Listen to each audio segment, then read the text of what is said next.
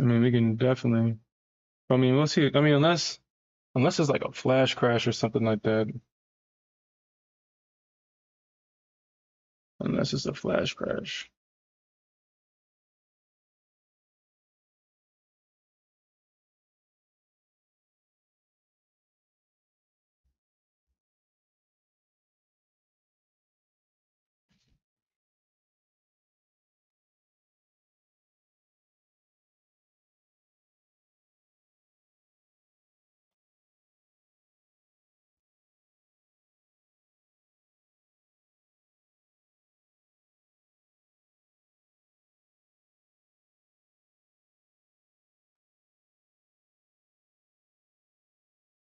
All right.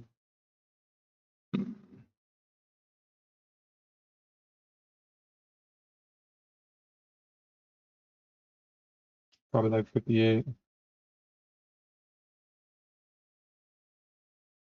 Oh crap! I'm not even.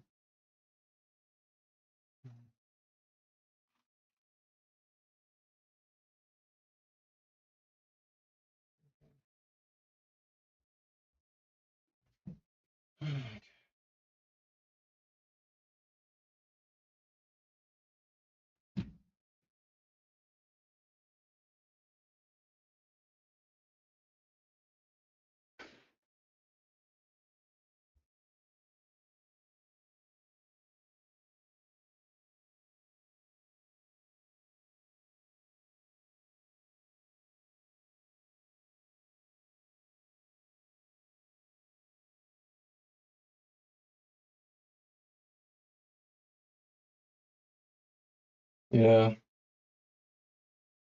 Hey, yo. Hey, what's up, man? What's You in up? the What's chat? up? Yeah, I'm in the chat. I was about to say, what my volume so low? Alright, that's better.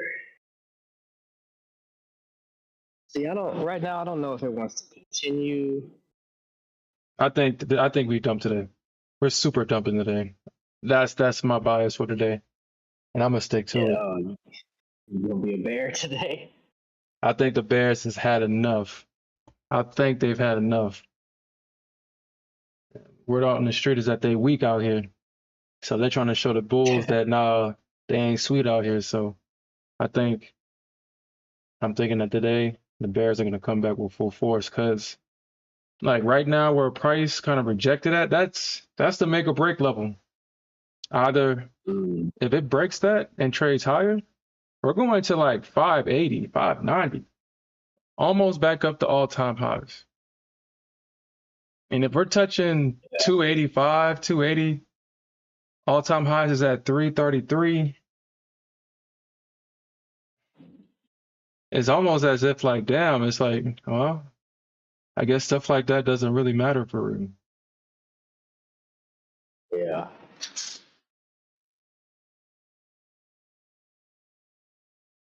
So is that pesky 23% getting in the way right now? Yeah. Oh, I'm sorry, you said the what? 23% on my chart. Damn, look at that buy. Look at that. Yeah, I just took this long at Honestly, I should have been paying attention to it. I should have just kind of hedged this. I should have hedged that.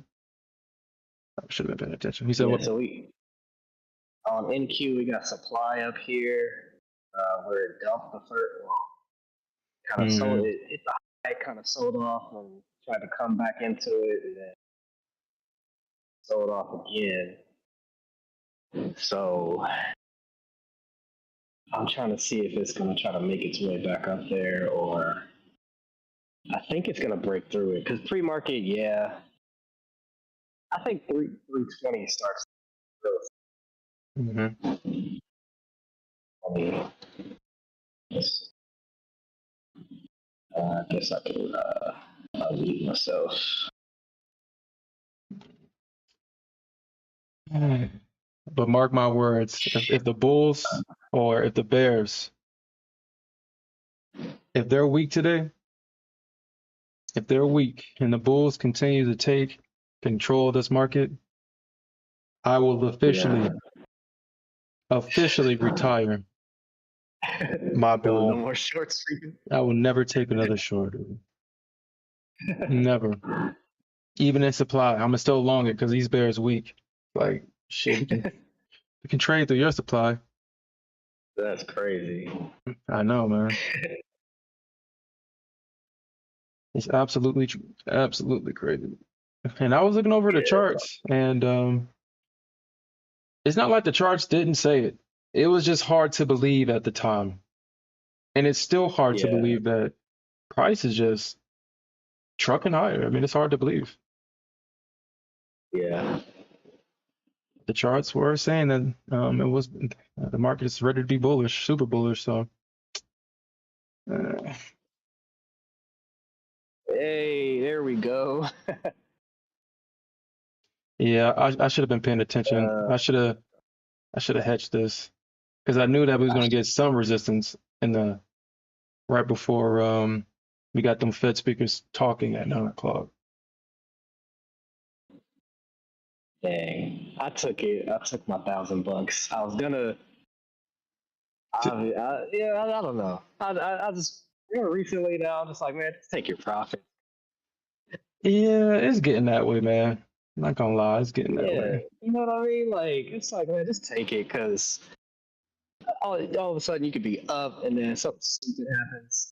Mm, Look at that, it hit 320. Hey, hey, 320.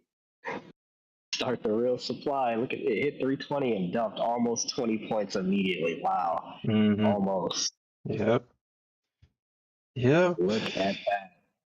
Calling it live on stream, baby. This could be a pullback to continue higher, but hey, I mean, we got Fed speakers after Fed speaker after Fed speaker, so this shit can go either way. You already know me. yeah, yeah. Let's go, boys and girls, ladies and gents. Who caught that with me? Hey, Alfred caught it. Let's go.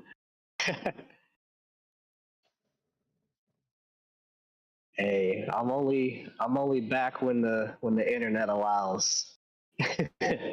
When the internet allows. When the internet allows.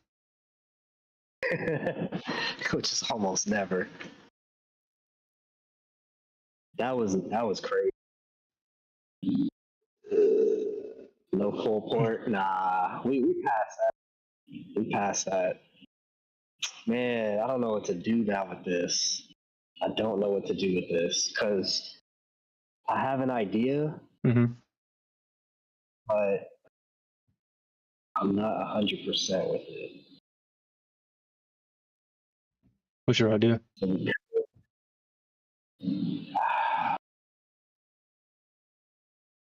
Kind of along the lines of what you were just saying. Like I was looking at the daily and the 4 hour, hmm and just looking at it, I'm like, this wants to get back to like the 500s. I do. I don't know why, but then I'm like, that makes sense. We're in this huge, if y'all, well, never mind. Let me not say that. But I don't know. It could be some static in this area. 320 to 330 could see some static. So I don't know. I took that $1,000 though, because I don't know. Lately, like when I haven't taken my profits, things just been coming back on me, and I'm just like, you know what? Enough is enough. Enough is enough. Yeah, you already know how it You is, can always, baby. you can always find another, entry. So I think the market's gonna wait until 9 o'clock. I'm kind of mad I Right. missed that pump, man. I wasn't paying attention to it. I was looking at CL, thinking that maybe I could take a. You said Why are what? you looking at? Why are you Cut. looking at CL? Cause man, I mean, she looked like she's ready to short. I was like, man, I could take this, man. Oh man. And I missed Well, you that was damn sitting over pump. there talking. Yup. You was sitting over there talking. I was like, huh. I don't think this is gonna go any lower right now. Let me just put this. Let me put this limit here. Put a stop order here. Boom, filled. Okay, so I got in short at CL at 79.91. I mean, I see a triple top right there. We'll see. Yeah, let's I check got it out. Yeah, I got a tight stop on this. I think I got like a 10 cent. Yeah, it's a 10 cents. No, it's 15 cents. I got my stop above 80.04 or 80.05 cents. 80.05 cents. 80.05 cents. I'm gonna take that short. Ooh, I don't. No, I don't know, bro. Well, I'm conflicted again. What I'm has you conflicted conflicted? on CL because it's Mm-hmm. still in that. Yeah, it took a big dump there, but it's still in that little recovery looking pattern Mm-hmm. or trend. So I don't know if that'll be. You said you got in short? Yeah, I'm short now. What the hell? Short CL? Yeah, I'm short now. Good morning, Jonathan. Shit, hey Jonathan. Hey, don't hate the player, hate the game, baby. Don't hate don't hate the player, hate the game. That's how the game is played. When one of them start acting up, you gotta go to the next.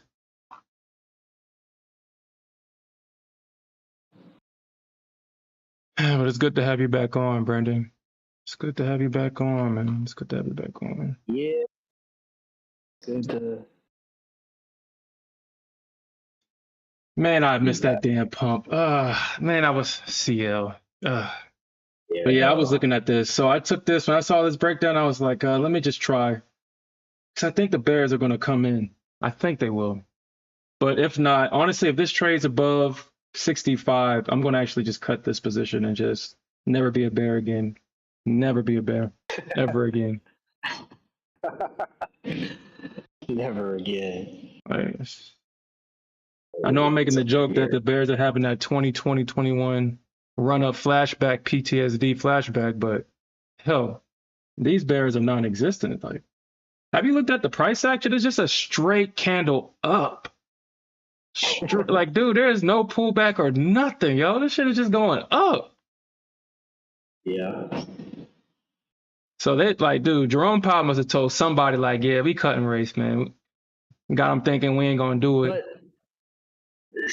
But why would they though? They don't care. Like, Well, does that make sense to do? Like, if you're Powell, you know how he is. shit. Does that make sense to do right now? No, it does not. But No, the it don't. market's acting like, yeah, you're right. Your market's acting like damn, they Damn, I didn't missed cut that. rates and stuff. Uh, Yeah, I should have took that damn long. So in this position, I'm gonna put a little extra more risk onto it. I'm gonna see. I'm gonna see. I'm gonna see. Because honestly, I really want to see what they do at 70. But I was ready to hedge this. But I really wanted to see what they do on 5270 on ES. Because 5270 is like literally that line. And I was looking at this last night on the ES, and I was also looking at the NQ a little bit too. I almost put on a trade on my baby yeah. last night, man. I almost did. It's like, damn, girl, that setup looking real nice. It's looking real nice. You looking real nice with that setup. Let your boy talk to you. But I was like, nah. After yesterday, after all them break-even trades, man, it kind of pissed. I wouldn't say that it pissed me off. It was like, wow. Being a price action trader yesterday was hard. It was definitely a challenge yesterday, man. So yeah, so we got resistance all in that 270 level on the ES. And we got a high of 285. Like I said, if we trading above 285, dude, we might as well just go to all-time highs. We might get to 300, honestly, if we get above 285, because what's stopping them at that point? There's nothing stopping them if they trade above that 285. Nothing stopping them. No resistance, no nothing. We'll get to 300. And I think that's what the market is trying to do, I guess.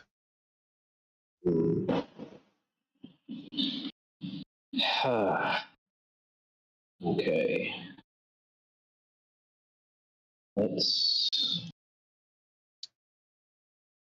But let's see. We got a Crash Card talking again at 9. Hopefully, yeah, he's at 9. Crash Card. We have a bunch of Fed speakers coming up speaking, and with this run up, and they see in the market, maybe they may pull a Powell and be like, "Nah, we gotta stop that. We gotta be as hawkish as possible because they running it up." And I did see this interview. Yes, I did see this interview. I believe it was Goldman Sachs, and Goldman Sachs is actually hyping the market up as saying that there will be a rate cut. And it was I don't know if it was a female. I don't know what her position was, but she, with confidence, was saying that there will be a rate cut. And I was like, yo, that's crazy. And her reasoning was that even though the data is bad, what people are missing is the bigger picture. And I'm sitting there thinking, trying to understand it from her point of view. What bigger picture? What are you talking about? I mean, is the bigger picture of making poor people poor, making the middle class non-existent, and the rich people getting more money? Is that the bigger picture? I mean, what am I missing? I didn't watch the whole interview, obviously, but I just listened to that part and I was like, yeah, that's crazy. I did see that. I saw the article that was put out about that. Did you? What they said, yeah. Goldman thinks they're gonna have at least 2 rate cuts before the end of the year, and I was like, "Wait, give me how long with y'all smoking?" Like I said, I mean, my bad. Go ahead.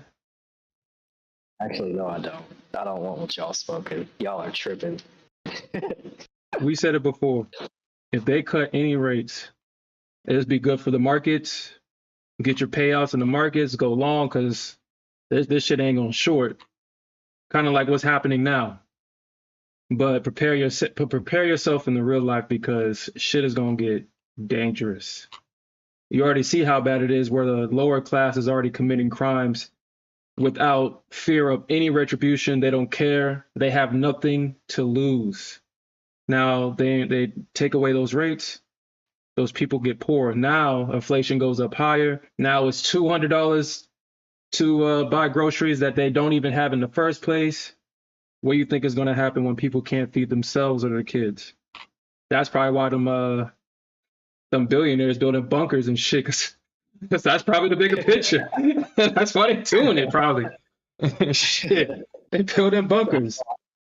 All the rich people gonna go underground and so let them figure it out. Let them kill each other, and then we'll come in and we'll start the new generation or whatever the hell they crazy delusional world they live in. We'll resurface once they off each other. Yeah. But please take this seriously. Prepare yourself. If Jerome Powell cuts rates, prepare yourself financially. Let me see if I can find that interview. We can just watch a tidbit of it because she was talking some crazy ass shit, and I was like, yo, she was saying that shit confidently too. I think it was CNBC, Goldman.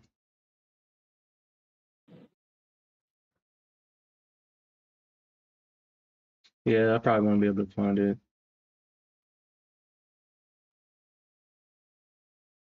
Goldman Sachs thinks there will be 2 rate cuts.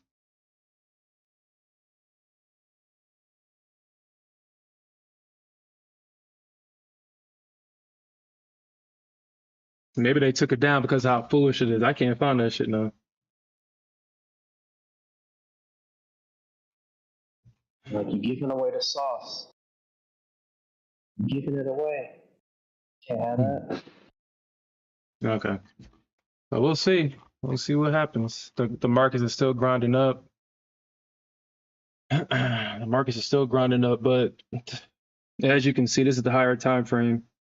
We took out this high at 257, so we took that high out.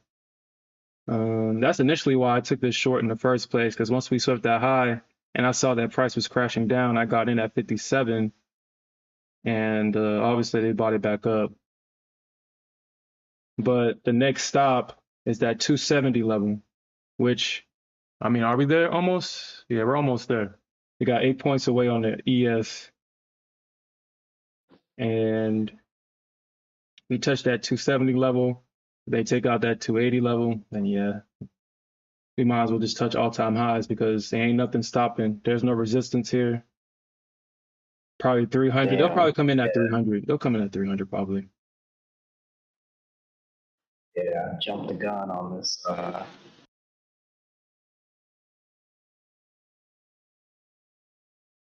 you went short or something? Yeah, I jumped the gun on that short. I think this is probably going to keep going up until that Fed speaker comes out and say whatever the hell they got to say. I think that's what's going to happen.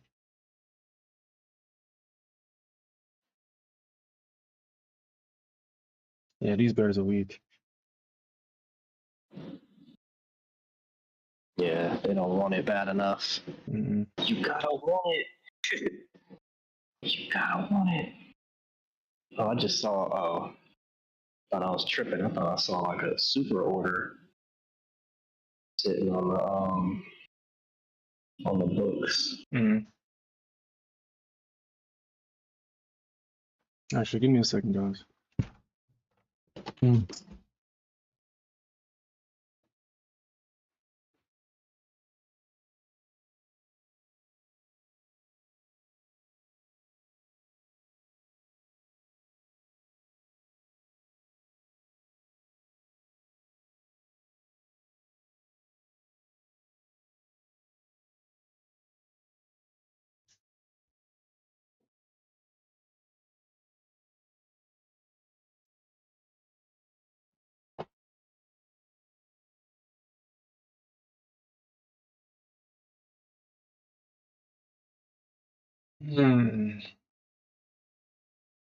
Mm. I'll scale into this with 3. I'm gonna scale in. Well, we'll see. We'll see what happens. And I want to also scale in at 70 with 3. We'll see. Because either this thing is either going to go up or it's going down. Meaning, if it goes down, if the bears actually come back, this is going down. I don't think you're going to find a bid nowhere if the bears come back. But if they don't come back, then that 300 level is definitely in play for the ES. Shit on the NQ.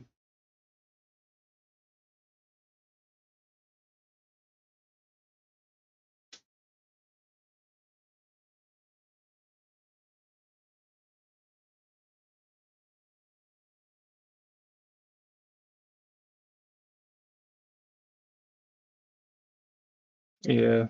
The NQ's reaching up. Damn, look at that. Okay, we'll see. I mean, we're not going to get. You say you're in the short, right? I am. Okay. Yeah, because right now on the higher time frame, it touched that high at 325. We have another high on the NQ around like 350. So you know the price is what? Price is at 325, so you know that 20 points ain't shit. So just be mindful of that.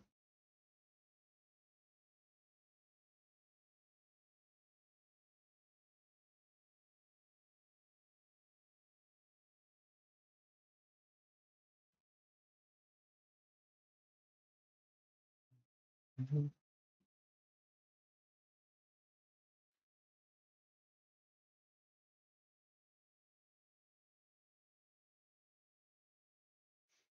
Okay. Okay.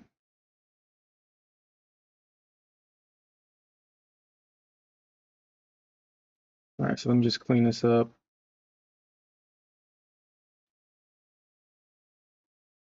But then I have to think about, yeah, I have to think about that. I think everybody else is short too. And I want to remember when we used to, well, we still do. But when I looked at the tilt the other day before this run up and saw that everybody was short and only 40% was long, I thought to myself, like, damn, I'm on the side with everybody else on this damn tilt. So I might be wrong, but I'm still staying my short just in case.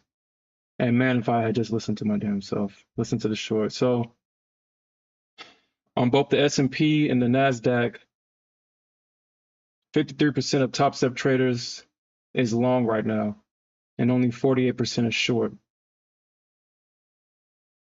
So obviously everything has half and half at this point.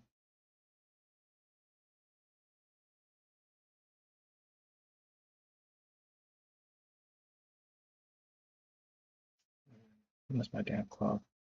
And we got 6 minutes until we got Crash Kari coming in and saying what he has to say, because it's not like he hasn't spoken about 10 times this week. So I don't know why he keeps coming back. What is he going to say? So we got Cash Kari speaking, and we have Logan speaking at 9. And then as soon as that information comes out, we have the 5-year and 1-year inflation report coming out.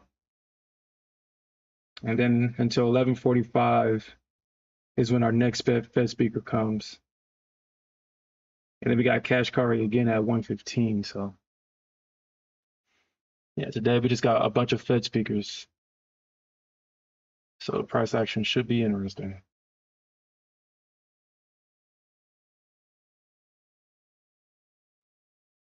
So apparently they may be speaking now because there's already statements coming out on financial juice.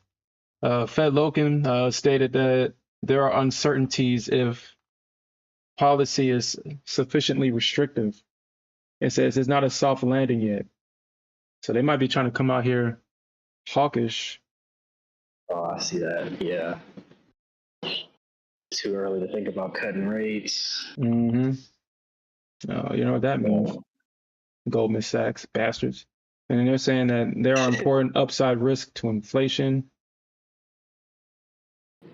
And he also said, go ahead. They just wanted to pump their positions. Yeah, that's what they wanted to do. And now I gotta find that damn article, man. Now I gotta find it. Goldman Sachs. Bastards. Because I was like, dude, this price action is just weird. I don't care what direction the market goes, as long as the price action makes sense. And yesterday, the price action just didn't even make no kind of sense yesterday. And I was wondering, like, what the hell was I missing? And apparently it was that Goldman Sachs interview. That's what we were missing. Yeah, it says it happened. It says Goldman, or no, that's not it. Never mind.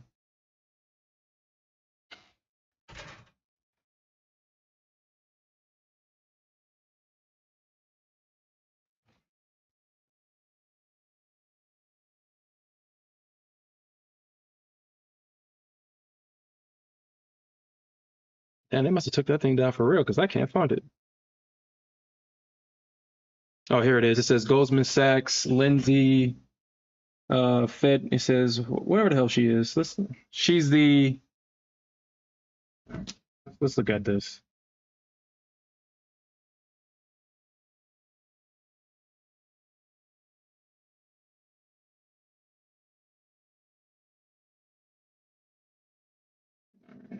So it says what? Lindsay Rossner, rate cuts. Yeah, so John made a great point a half an hour ago about soft landings and that they are not smooth all the time, even though they may be soft, right? Talk about that a bit. That's exactly right. And I think the market should listen to John. There's been so much back and forth. Is it a hard landing? Is it a soft landing? And I think what we very much feel will be a soft landing. But I think what's been missed by the market is that A soft landing, if you think about it literally at the airport, right? You're landing on the tarmac. There are times when you have to brace with the tray table in front of you. That could be what we're going through in the economy. I think the 3 hot inflation prints we had in CPI were a bracing of the table in front of you. But it's how it broadly trends and what the bigger theme is. This is a soft landing. We've got good growth. We've got a normalizing labor market. We've got inflation channeling in the right direction. Yes, some bumps, but we're going in the right spot. This is a soft landing. And I think we heard from Powell, he is seeing a soft landing for sure. Right. The House view He did not say that has shit, but been it's okay. pretty constructive for a while now. I think Jan has 15% recession odds, looking for a July cut, looking for She relief said and things like that. She said that even Jerome Powell sees a soft landing for sure. That's what she just said. like insurance. I'm and relying on that shelter. man like So that. what does that lead you to on the duration? It's like we watched that FOMC meeting live. That man did not say that shit.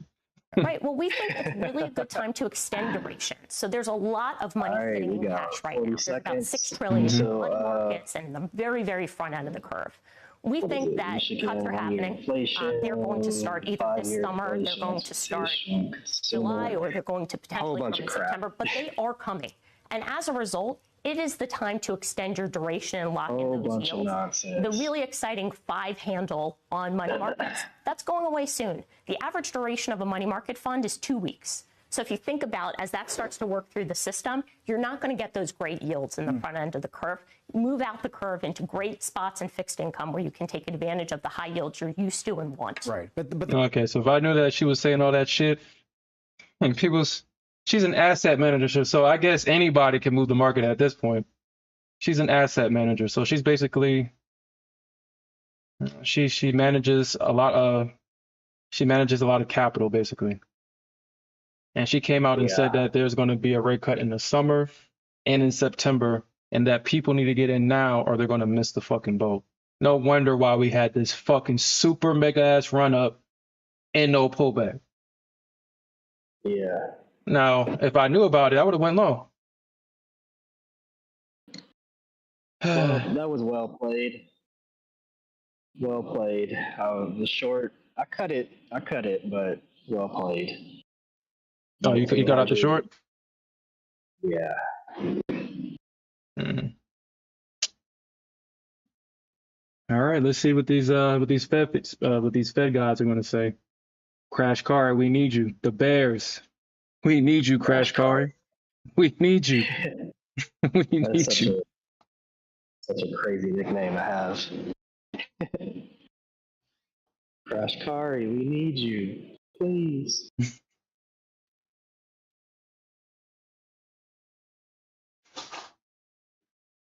Damn, man. Damn it. Crash Kari, we need you. Crash Kari. Crash Kari, we need you. We need you.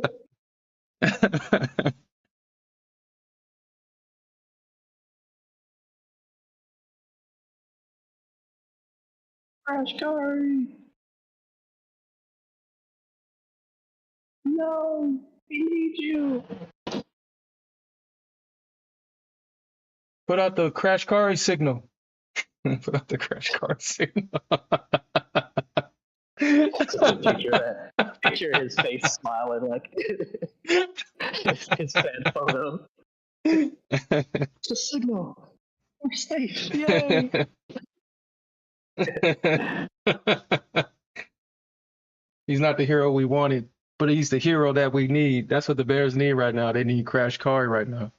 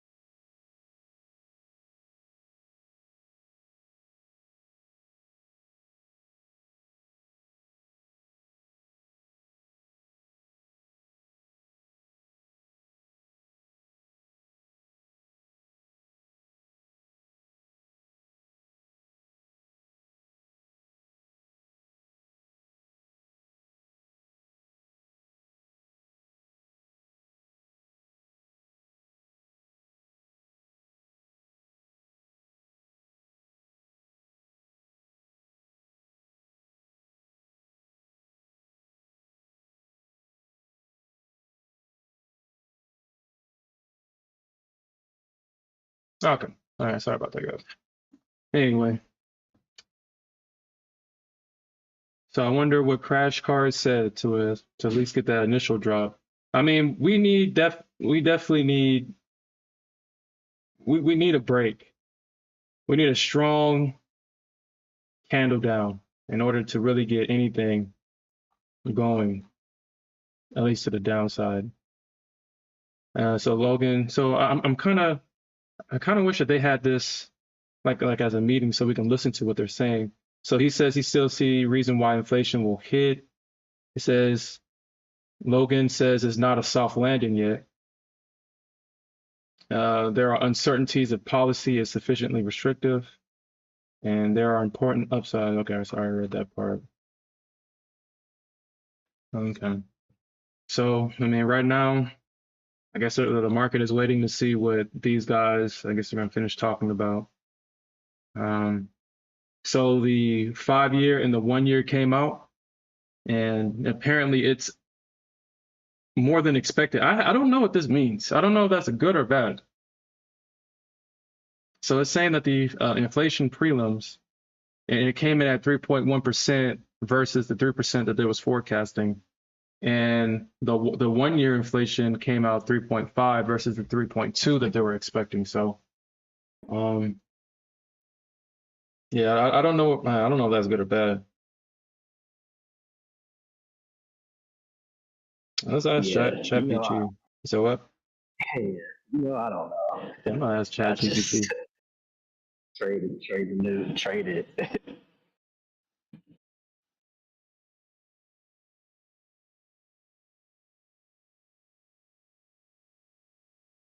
Well,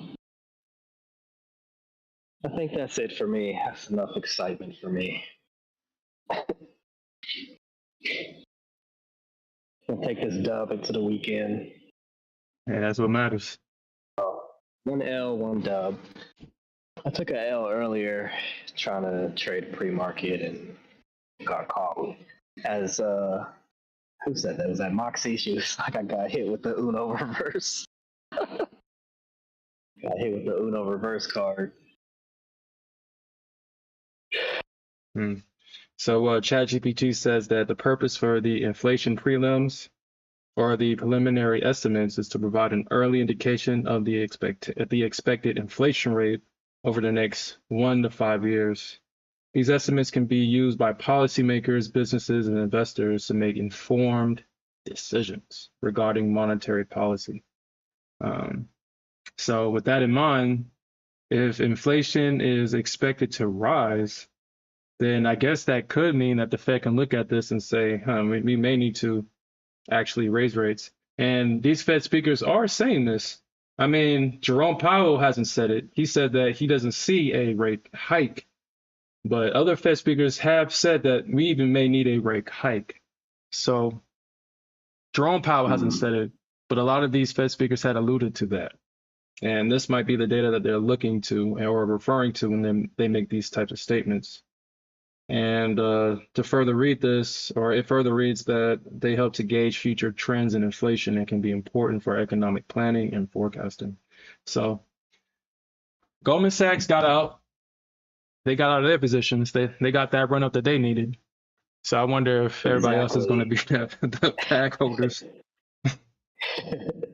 That's exactly, man. When BlackRock did that mess, oh my gosh. I think at the time the market was looking like it was still going to continue to go short, and then they came out and said that nonsense. Mm-hmm. Everybody in their mama hopped in the walls. You couldn't stop it. You know what's crazy? That they can pump out the market and they don't go to jail for pump and dumps. But if we get on YouTube or stuff and say, hey, let's all buy this meme stock, we'll be in court trying to explain like, hey, you pump and dump this stock. Well, shit, these guys pump and dump the whole freaking market, yo. Exactly.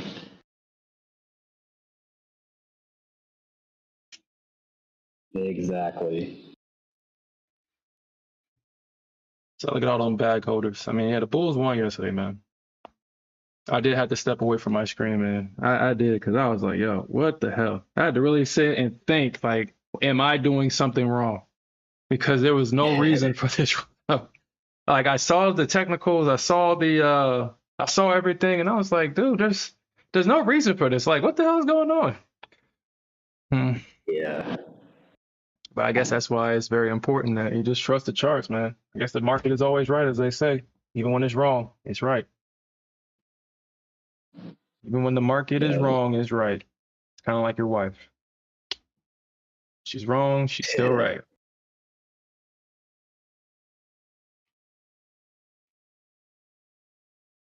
Okay. Yeah, can't tell them that. Nope. It's no, I'm right. Type of accountability. I'm right, and you're wrong. You're right. But damn, you see all that? Yeah, I think the Bears come in full force today, man. I think they come in at full force today. I think they come in. Yeah.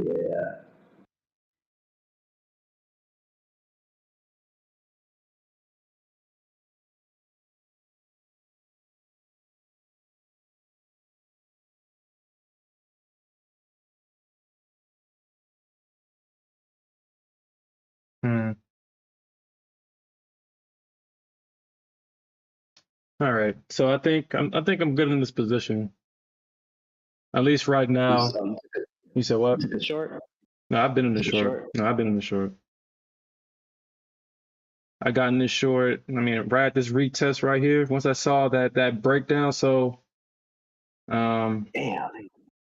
yeah. I'm sorry. I'm just watching NQ. It is dumping. Yeah. I wish I was a part of it, but I'm good. I'll keep my dub for today. I'll walk away with dub. Trying to trade him one. So I actually took an $80 loss on mistake, but 10 trades, 2K, I'll take that. Dang, look at AQ. I know your short's hitting. Yeah. Gotta be hitting. Let me look at US. Yep. The beautiful price action that we love to see. Now the market's making sense of you. Drop this shit, goddammit. Now it's making sense. Drop it. Crash card. Crash card. Crash card. Dump beats. Alright, so let's review. Okay, so it made it to 348. Alfred said he set his TP 2 points before 350, so right at 348. So because the AQ like to play games, exactly. You think it's gonna go for that number? It usually likes to fake you out and not do it. It'll fall short of hitting that target. But everybody, appreciate y'all joining my stream. Go head over to Sherm's stream. It's pinned in the comments, and I will catch y'all next week. Have a good one, everyone. Stay green, and peace. Maybe I should take this. Maybe I should take this on CL. Maybe.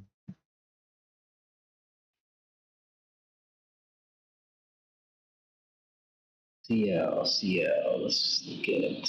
Yeah, I'm up like 40 points in this play. Oh, on CL or? Yeah, CL, yeah.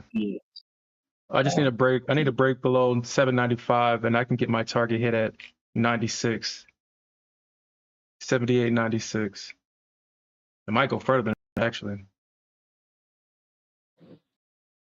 Okay, yeah. CL. Yeah, it definitely broke that structure for real. It had me a little nervous for you when it got bought back up though on this 15-minute candle here. Like it dropped. This is at 8:45. Dropped and then kind of got bought back up on CL. And then that 9 o'clock candle was what really did it. Yeah, 240. Yeah, they can probably come back at 240. We'll see. I'm gonna keep this right here. I think so. I'm thinking that on the ES at least, I'm thinking we might get a bounce here. I'm thinking we may get a bounce to probably like right here or something, right here or kind of back up here. It really depends on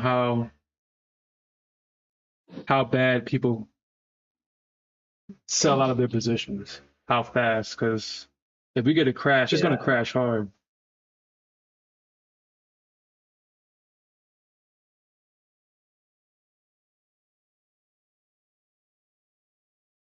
Yeah, sure. Thank you.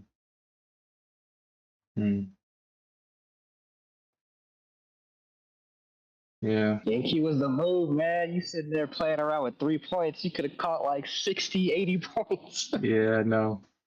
I know, know, man. I don't know. I'm like, yeah. You playing games with ES. I get it though. She's more proper. The NQ is hood.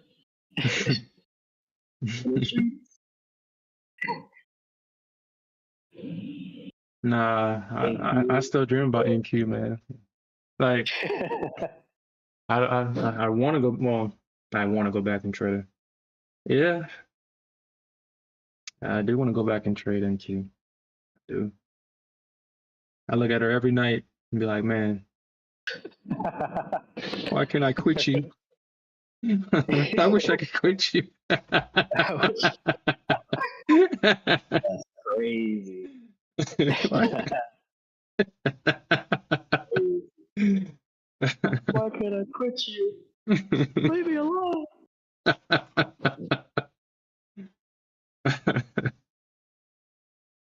Yeah, that was no surprise though.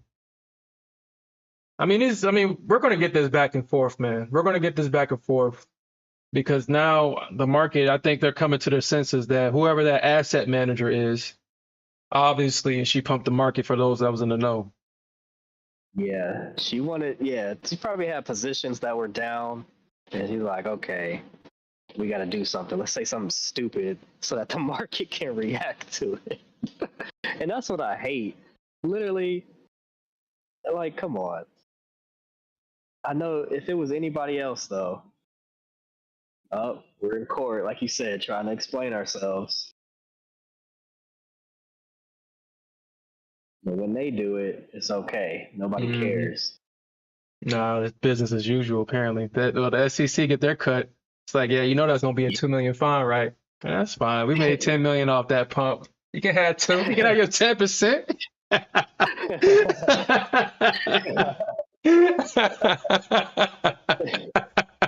It's funny, but that's probably the way they think about it too. Hey, it's not called a bribe; it's called a fine. It's just, at the end of the day, I'm getting $2 million, so you can call it whatever the hell you want. That is true. Ew. That is so true.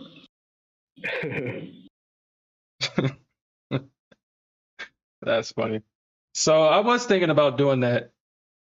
I was thinking about trading both the ES and trading both the Nasdaq Ivan. But man, honestly, I feel like if I don't want to be put in a situation where one contradicts the other. Yeah. So if I'm just going to trade the ES, I'm just going to trade it, even though I'll still call out on the NQ if I see it. But I have this tendency, if I'm short on the NQ, then I'll go short on the ES, even if the ES is about to go long. Because I don't want I get put in that situation where one of them has to lose. Yeah, it's like, nah, we don't lose around here. That's unacceptable.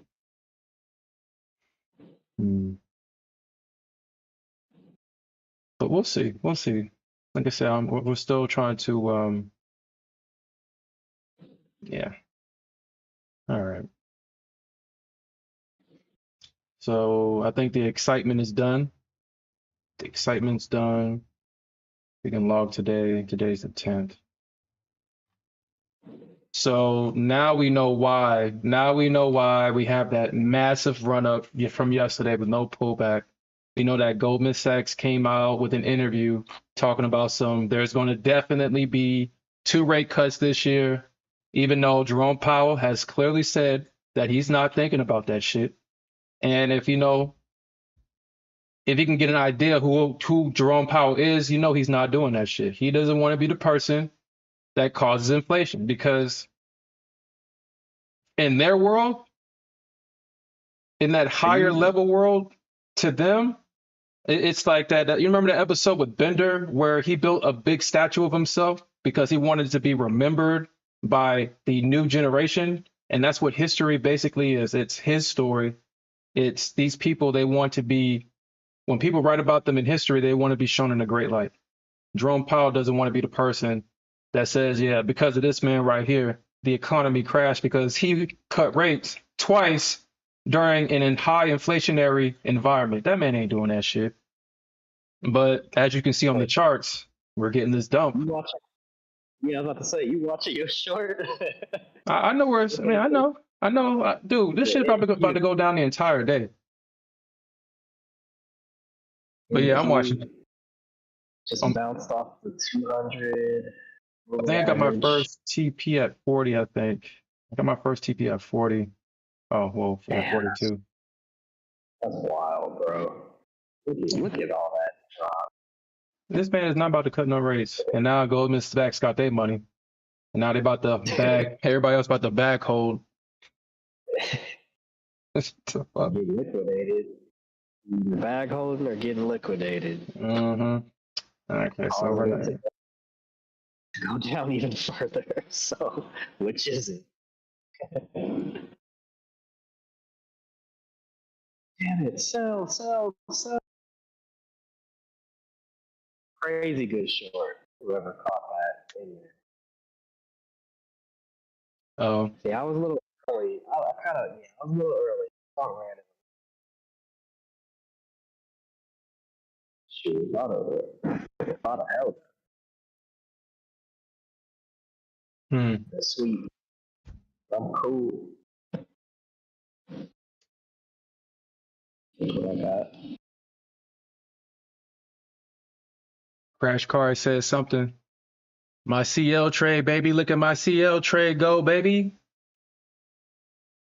Actually, I may need to just cut this CL trade. Nah, I'm gonna let it run.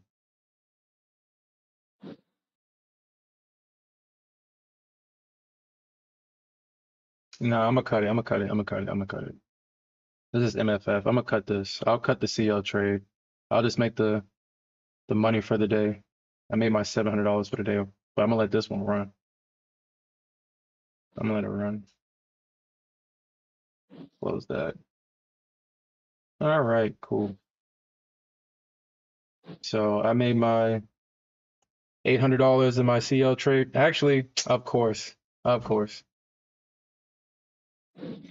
So as I closed my position, apparently it must have been going up, and I made $666. Nice. Anyway.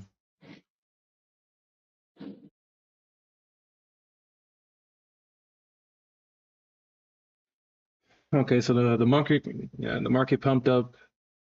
The market continued to pump up overnight.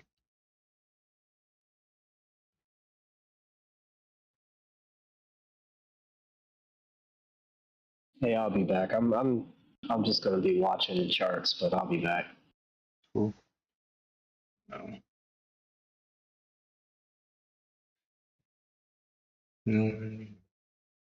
Which side of the market are you going to trade? I'm trade short.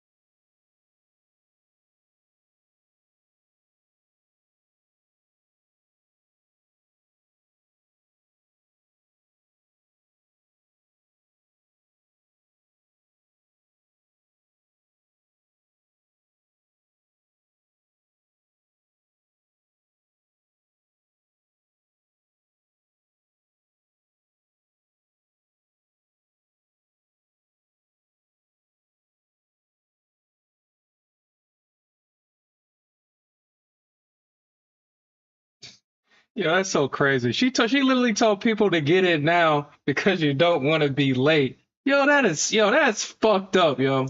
That is so fucked up. Yo, that's so crazy, yo. And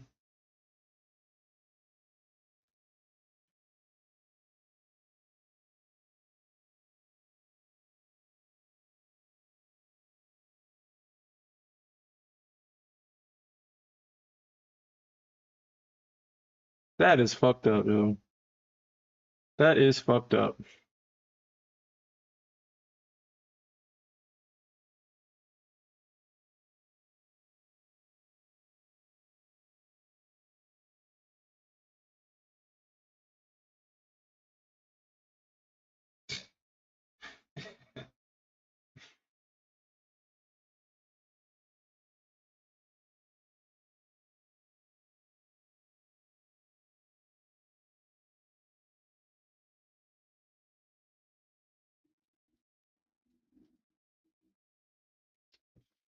All right.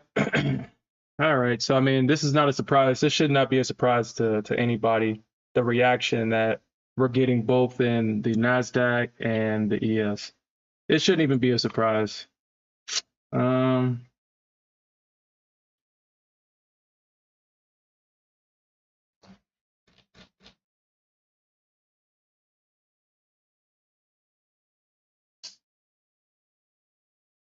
okay, so I'm gonna take that. I'm not gonna play that game. Just like Smith says, just take the profits. Probably take off some more of this. It gives me more room to play around. So right now I'm in 1.5 contracts.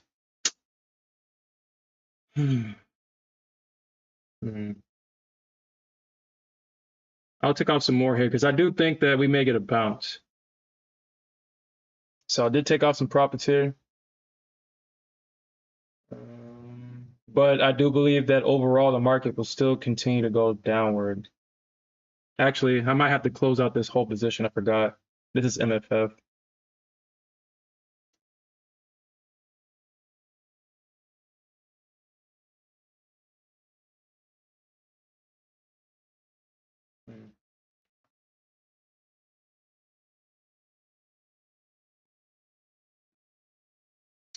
All right, so here's what I'm gonna do with this position because I'm up like $1,500 in this position right now, and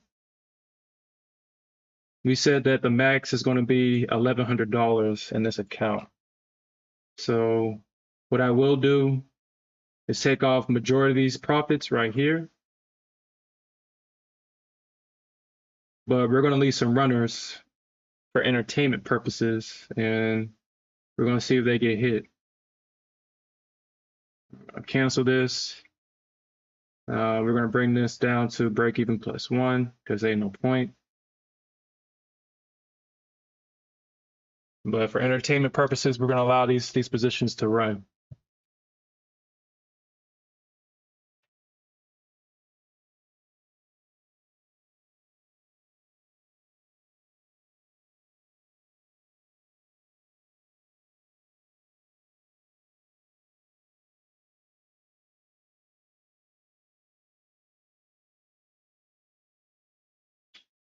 Okay. So overall this week, we broke even on a lot of our trades this week. I mean, even though we broke even on those trades, I mean, they were still great trades. We got about 8 to 9 points in each of those trades. But obviously, I don't take 8 to 9 points. So unfortunately, because of that, I have to take a break-even trade. I know in hindsight that just sounds kind of crazy, but we don't know if the market is just going to act irrationally. You just got to trade our plan, basically. That's all we can do. And instead of taking a loss, we just took a break even +1. So,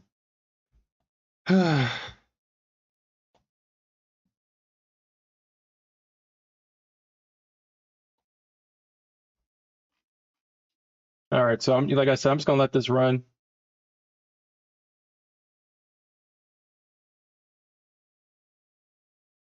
All in all, whatever happens. Hold on, I got 4 contracts. I got 4 contracts up. Oh, okay, I see this. I didn't see this.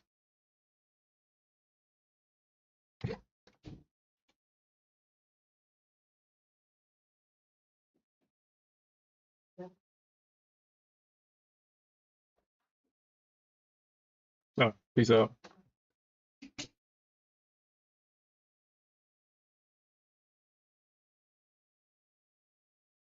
Hmm.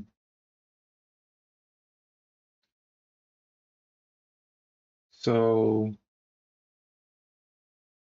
I'm gonna put it at this high because they're gonna probably come back at this left shoulder, actually, possibly right here. And this would be what 5 points. So let's just do the math on this.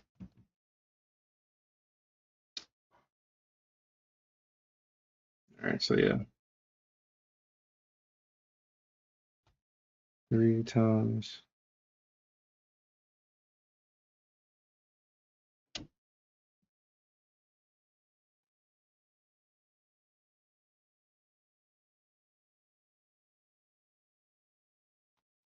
All right, so yeah, I'm gonna keep my stop right here. This will only be a $75 loss right here. I'm just gonna keep my stop above this high, just in case we do get some whip back and forth. But I will keep these here for entertainment purposes because I've already made the $1,100, the max daily profit for the account already.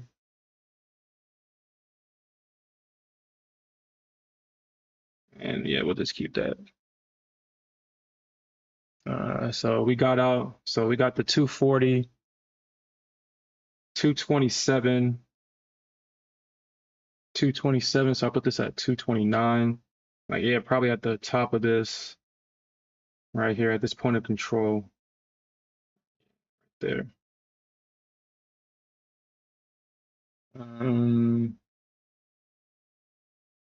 Our next one could be at 218. That's fine. And our last one could be at 207. Probably put this at 209. Yeah, 209. I'll put this at 209. Okay. All right, so this is how we're gonna rock this position. That's how we're gonna rock it. But I do think we trend down for the rest of the day. And give me a second. Give me a second.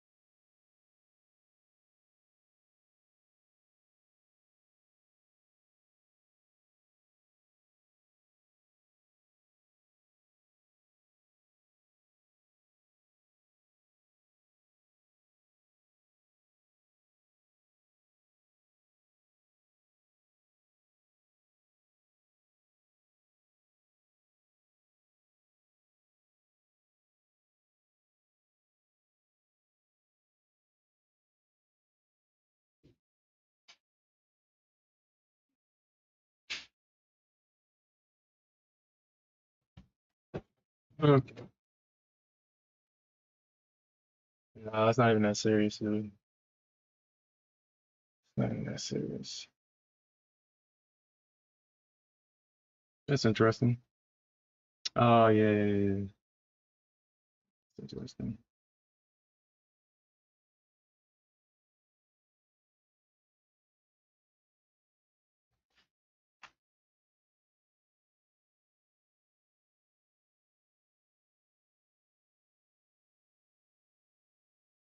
Actually, I made a miscalculation.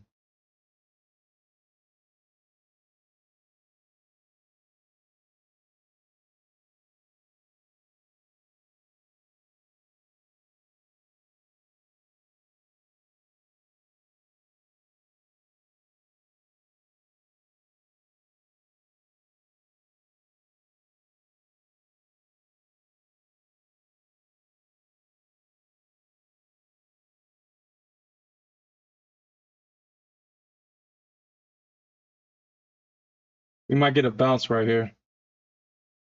We may get a bounce right here.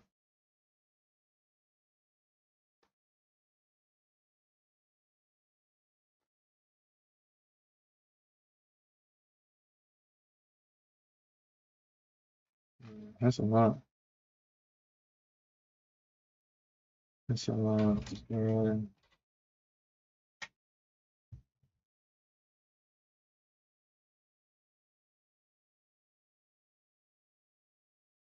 55.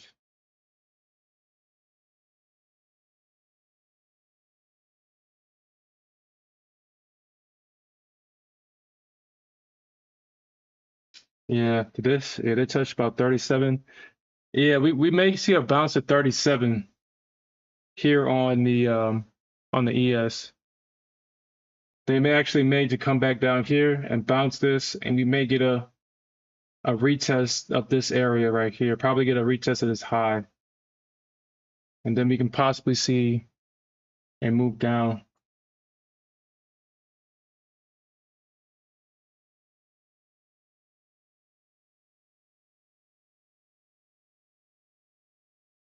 On the NQ.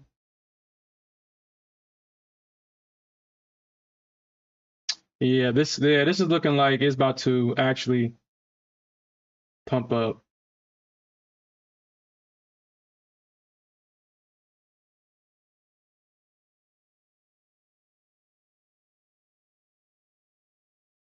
Damn it.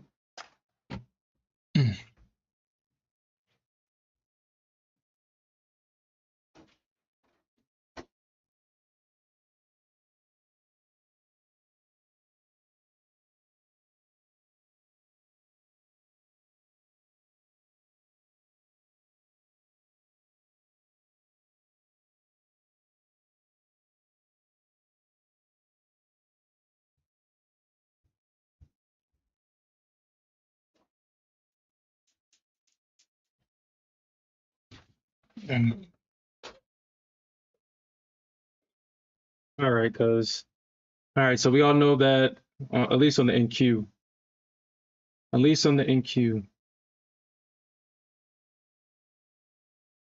Where is it at? We got this trend right here. Got this trend right here, and this is going to be the break. But this is the area that you're going to want to watch out for right here. You're going to want to watch out for this area, because if we get a break above this area right here, and then these highs, or at least a retest of this high, could be in question. But if the bears hold off on this, and then we can definitely see that move down lower. We can take out this low, and then we can take that all that down. We can do, price can do that. And I'm thinking that we can at least, if the market gets what it wants, we can have a test of this low right here.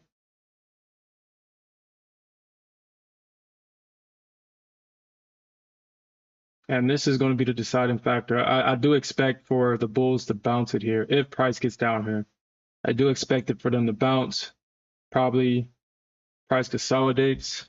And depending on what these Fed speakers say today is going to dictate if the buyers are going to come back in full force or not. It's really going to dictate it.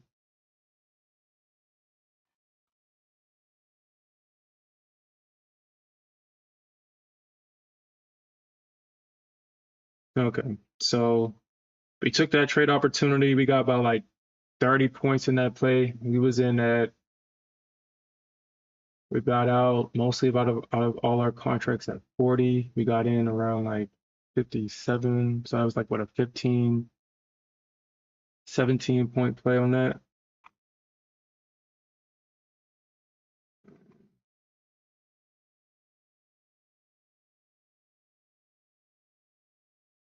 So you're feeling, how did the trade play out? So right now I'm still going smoothly. It appears like Goldman Sachs about to dump their position on back holders in the market. I was able to scale out of my majority of my position. I scaled out. majority of the position,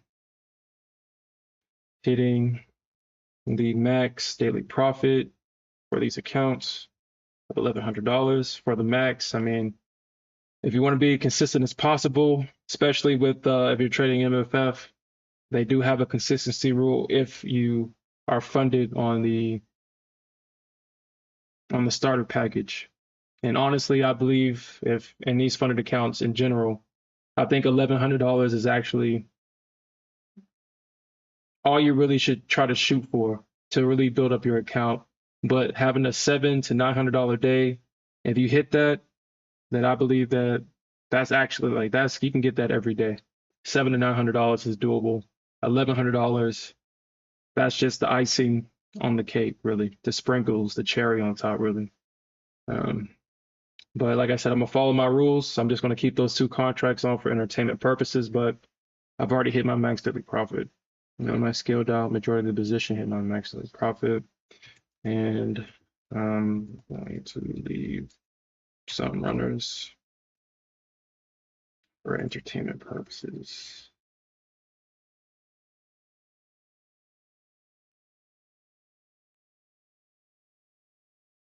I do believe that the bulls will have opportunities to buy today, though. I don't think, obviously, the market doesn't work that way. I do believe the market will present bulls opportunities to come back in, present.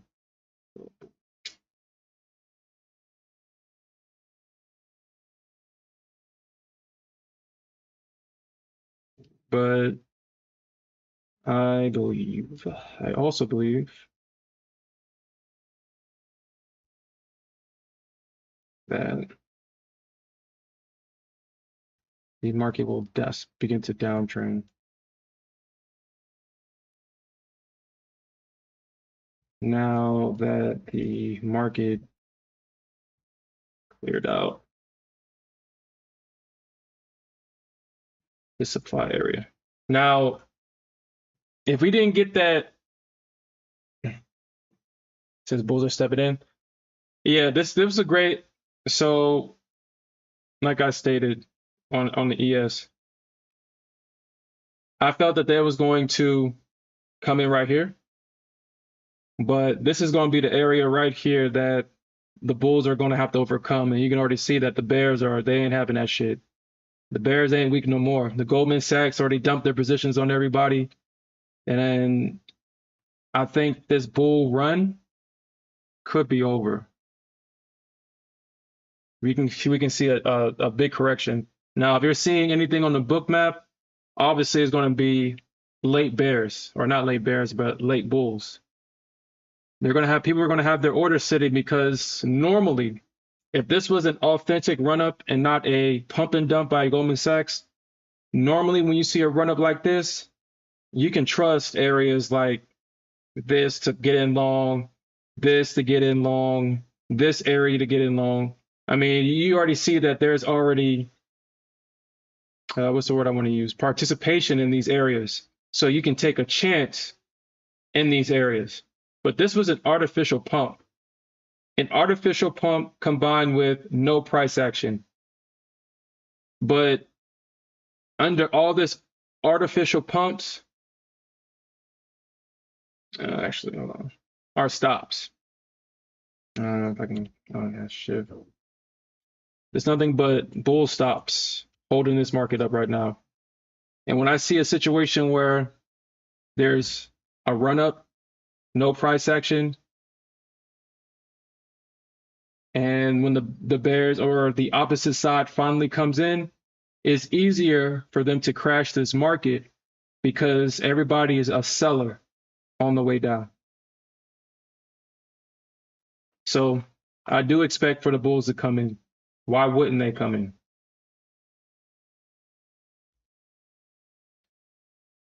What would be surprising to me is if they pump this market all the way back up and take out this high. That'll be surprising. But it wouldn't be surprising. It wouldn't be surprising. It wouldn't be, honestly. Depending on what these Fed speakers say, they can definitely say something and the market can definitely buy this market right back up. But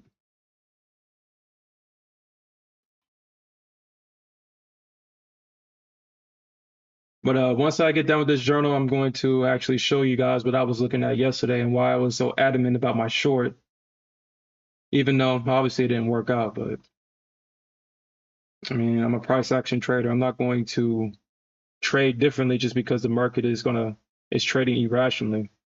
I didn't take any losses, so that's a good thing. But I didn't make the amount of money that I wanted to either. So, yeah. So Crash Kari stated that higher rates will lead to less housing supply in the short term. The U.S. has a long-term housing supply challenge.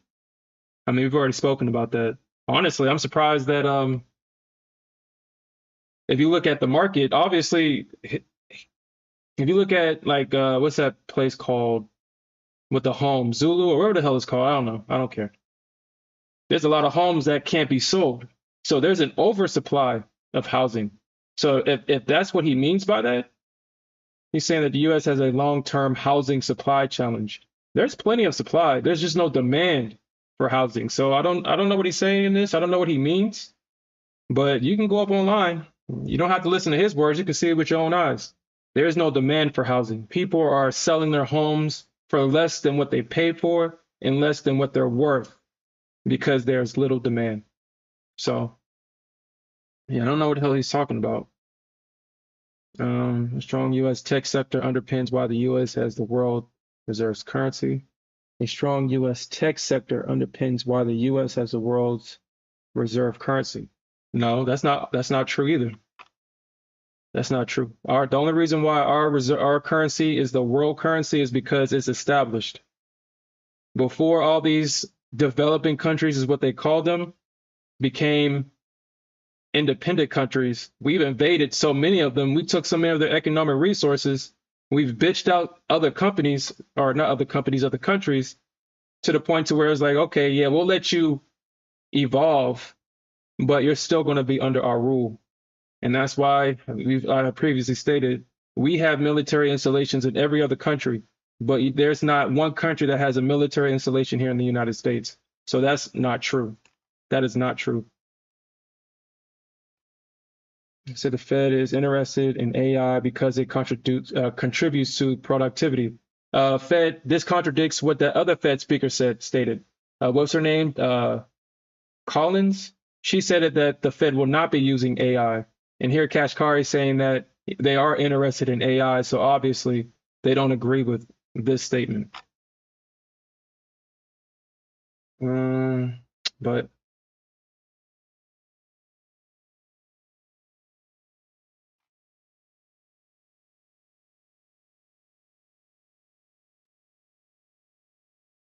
okay. You say you chose the expert. Yeah. Yeah, it was.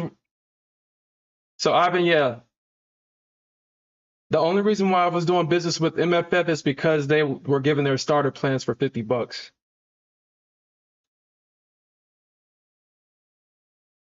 I personally wouldn't trade MFF in any other circumstance. It was just a good deal to pass up. An opportunity to make money for $50 on 150K, that would be kind of crazy to pass up. And so that's the only reason why I'm trading with them.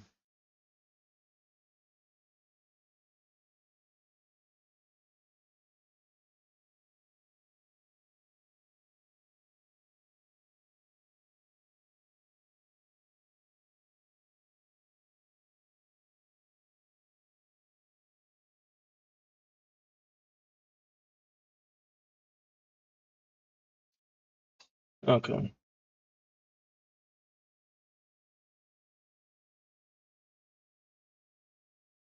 Yeah, we're going to need to break below this low. The bears are going to definitely have to break this low right here. Yeah, I wouldn't do. I really only prefer to trade with top step. But if they pull that whole thing with because they took away the discounted prices. They took that away. So I mean, if they're not going to if they're not going to discount their prices anymore, then which I don't think that I don't think that that'll be a good business plan for them, because I mean we all hate Apex, but we ain't trying to spend no $300-400 on no evo. So we'll see what Top Step chooses to do. We'll see.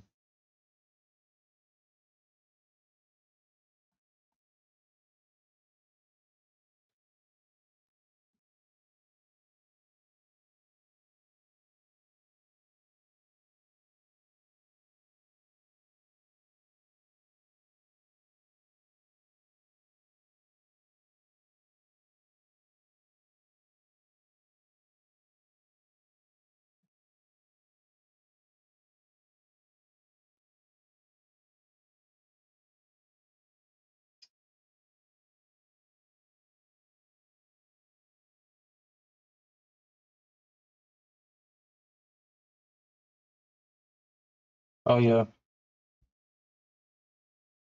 All right. So for everybody, are they okay? As long as they keep their discounted prices, then yeah, I'll continue to still do business with them. But and this is my the reason why I asked that question was because of this.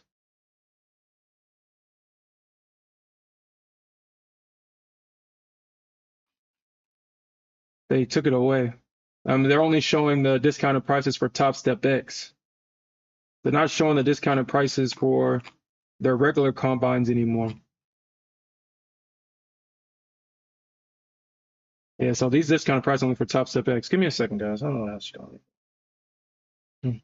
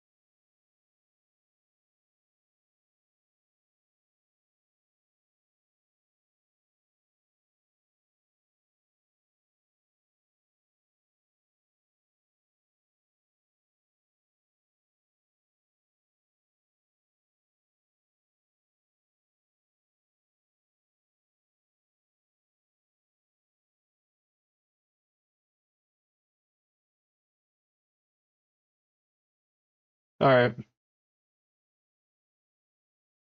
Yeah, a lot of people. I mean, I don't have anything against Trade Day. I have nothing negative to say about them.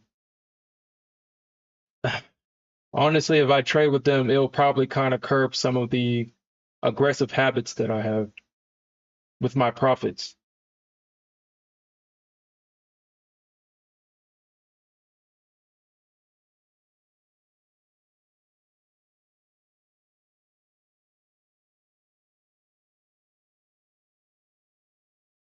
Mm.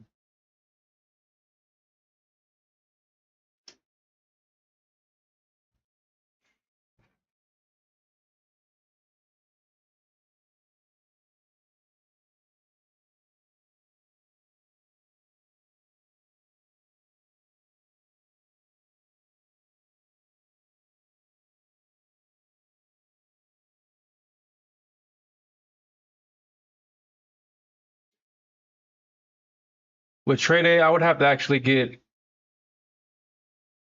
in order for me to be successful with trade day, I would have to kind of change how I trade. Because I'm basically an intraday swinger. I'm trying to get in at the top, bottom, vice versa. But with their consistency plan, or you got to be consistent throughout your trading. And it's not hard. It's not difficult for me to get like 20 points, 30 points. But obviously, this week was difficult. I mean, well, I guess if you went long, then yeah, the 20 points would have been there. But I would have to start being okay with taking smaller profit targets to be more consistent. But with the on the funded side with MFF, I have to trade that way anyway. So it's like, well,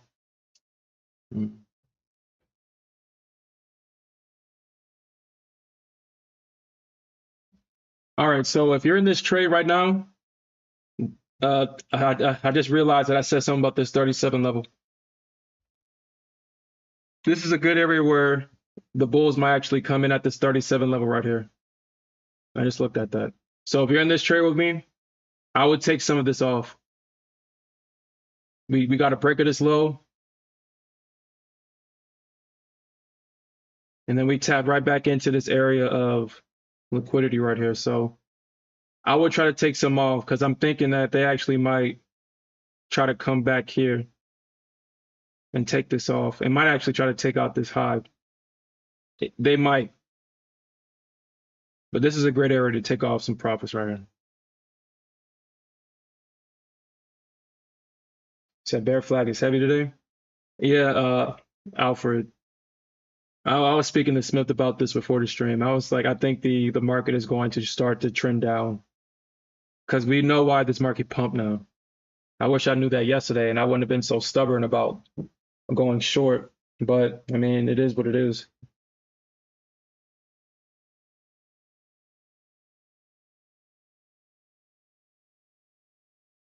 With news like that, there was not going to be nobody successfully shorting the market when somebody from Goldman Sachs, not even a CEO or nothing, one of their asset managers that, you know, if they do get backlash, that they can just throw under the bus. But an asset manager, crazy, came out and said that there's going to be a rate cut next month. There's going to be a rate cut in September. And to hurry up and get in before it's too late. That, like, dude, that is so predatory. That's, wow. That is crazy, yo. That's crazy. That's crazy. I mean, I would have traded it because I already knew if she said that, of course people are going to buy. But that's crazy though that Goldman Sachs came out and said that.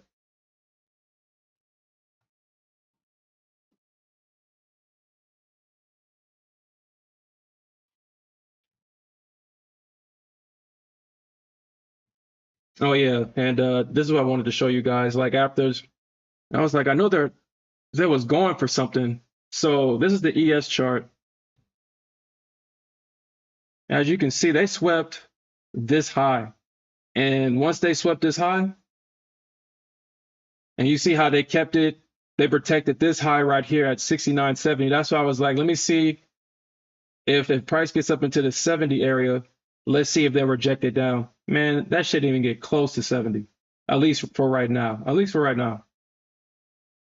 I think it got up to like, what, 62, 63-ish? 62, 63. And you can see all the liquidity that they took out on this move up. All this liquidity. Actually, I'm saying it wrong. They took this out. They took that out. They took this out. They took that out. So they took out 4 supply areas on the way up. And they kept this supply area at 270 intact and the supply area at 285 intact. And on the NQ,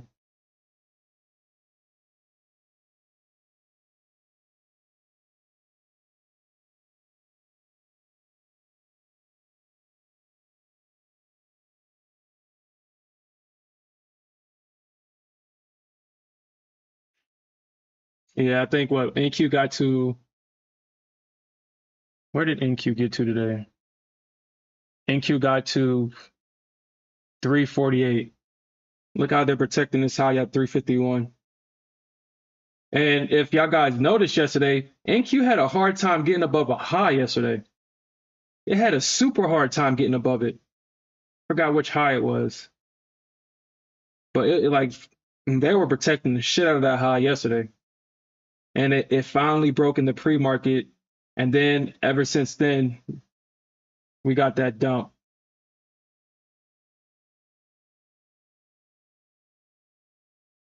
Yeah, you can see that they didn't touch that high at 351.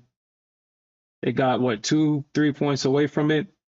And we got that dump. Yeah, that high at 267. Yesterday, the bulls couldn't even get above this high.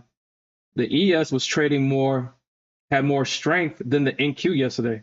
You can see that the bears was just knocking this thing down all yesterday.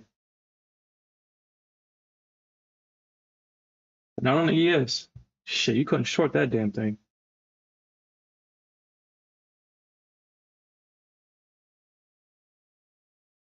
Yeah, so we'll see what they do. I mean, they may try to pump this back up.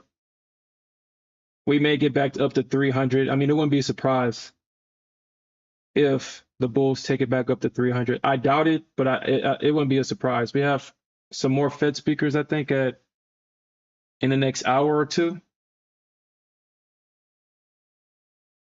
So I'm pretty sure they can say something that will excite the bulls and they'll bring it right back up.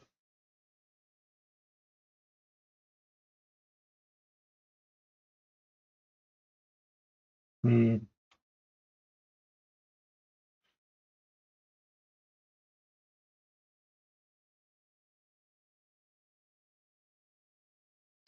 Um,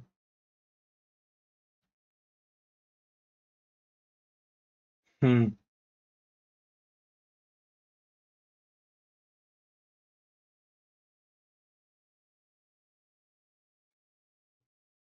Hmm. I want to effectively trail this though, because 20 points in this position is really good. Having it come all the way back would be kind of foolish, but at the same time, I do want to stay in this trade for as long as possible.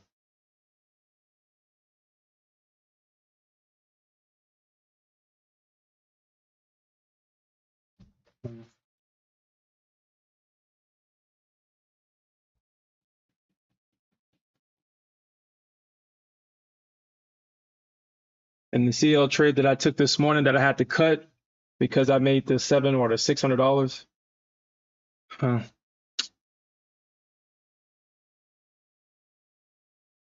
I got in at 79.91. Right now, price is at 79.20, 18. That would have been an 80 cent play. Hmm.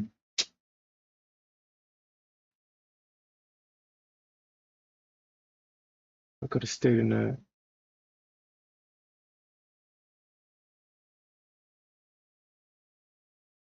Hmm.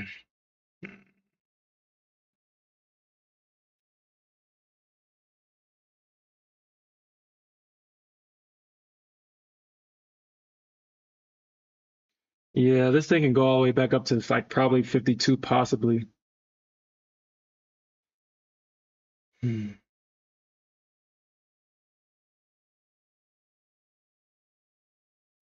All right, so let me look at what 45. I mean, I'm not willing to give it back that much points, but they are holding off this level. The bulls are trying to come back in.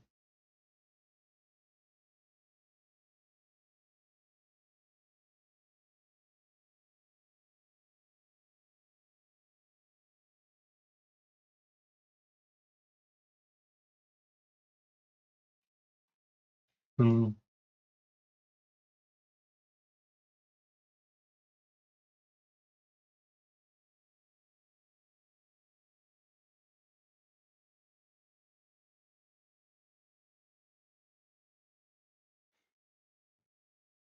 Okay.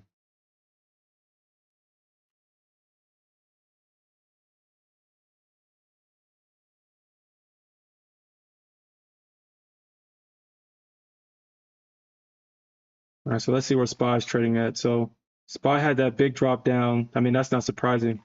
I could have sworn Yeah, right here at that 23. Yeah, that's not surprising that SPY did that. That's not surprising.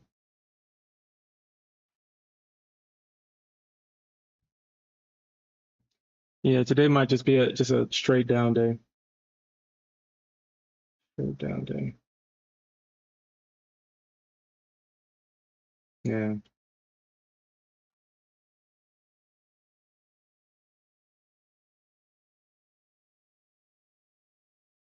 I mean, at this point, taking a short this high or this low, that'll be foolish.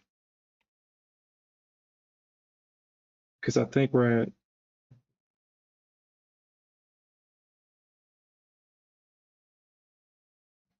okay. And I guess you could have just shorted that. You wouldn't have got all that profit, but it would have been 46.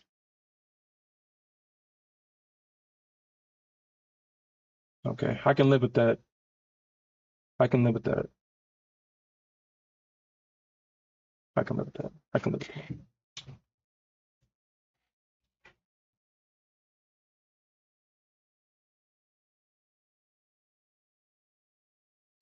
Because they may try to come back in at this 32 level.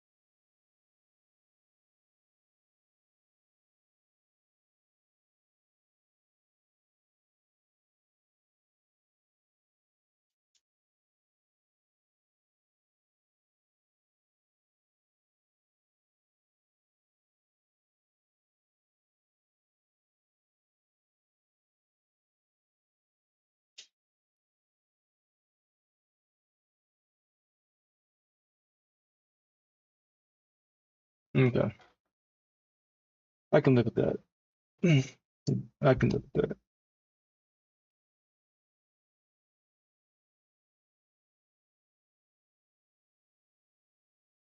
I can live with that. Hmm.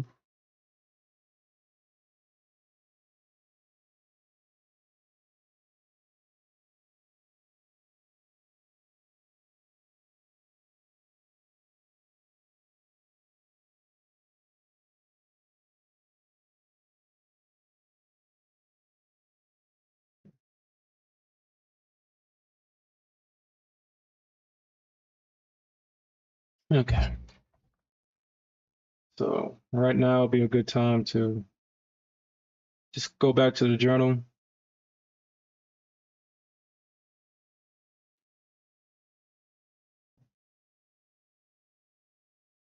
Okay. Okay, so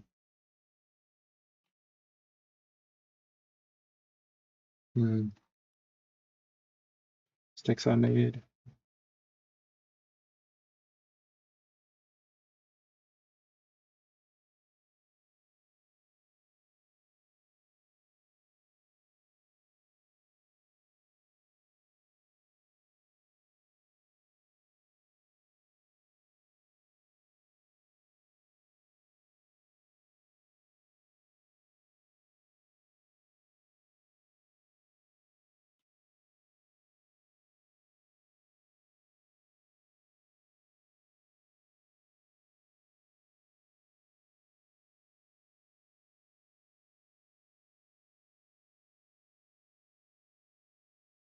And I think that's very important.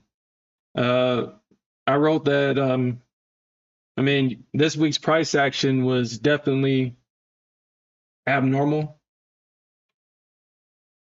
For those that won, that was profitable this week. Please don't go into next week using the same aggressive trade style. I mean, this week you really had to be aggressive. The price action did not make sense this week. Until we understood where it came from, it didn't make sense this week. Usually you're not going to get price action like that, where it just breaks through highs and no retest and the price just keeps going up, obviously, for the inexperienced traders.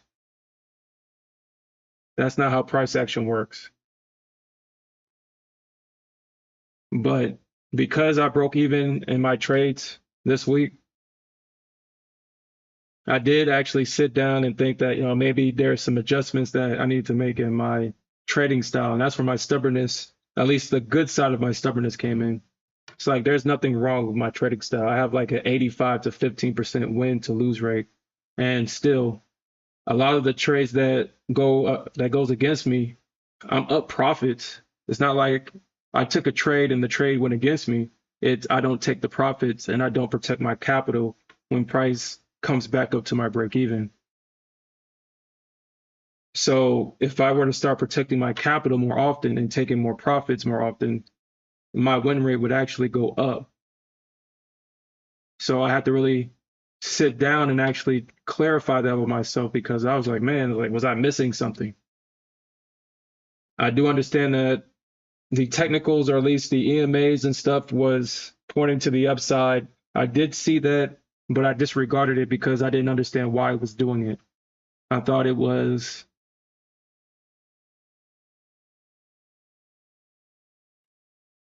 I guess I just didn't believe it. It was just unbelievable not knowing 100% of why everything was happening. So I traded against the charts and I found out. That's why we got to trade what we see, not what we think. However, my trading style is very profitable. I don't need to change it. The only thing I need to tweak is capital preservation and trusting the charts, even though we see abnormalities in the charts at times. And yeah, this week was definitely a great example of that. So yeah, I didn't make any mistakes today. I still trusted the charts. I saw that there was a sweep of a previous high. I saw the initial bearish reaction and I went short. I will say that I wasn't comfortable shorting, but at the same time, and this is the other side of my stubbornness, you gotta prove me wrong. Prove me wrong. If this is real, prove me wrong. Show me it's real, or I ain't gonna trust it. I'm gonna trust what I see. But yeah, I didn't bring in yesterday's price action into today. I still took my shorts. Even though my shorts didn't work this entire week, I still took my shorts because I'm gonna take my shorts at structure highs. I'm not gonna buy structure highs. I'm not doing that. This week it worked. If you bought at structure highs, you were very profitable. Obviously, that doesn't happen all the time. That would not be consistent trading. But did I do great? The same thing. I mean, I didn't allow yesterday's price action, and allow this week's price action to change how I trade.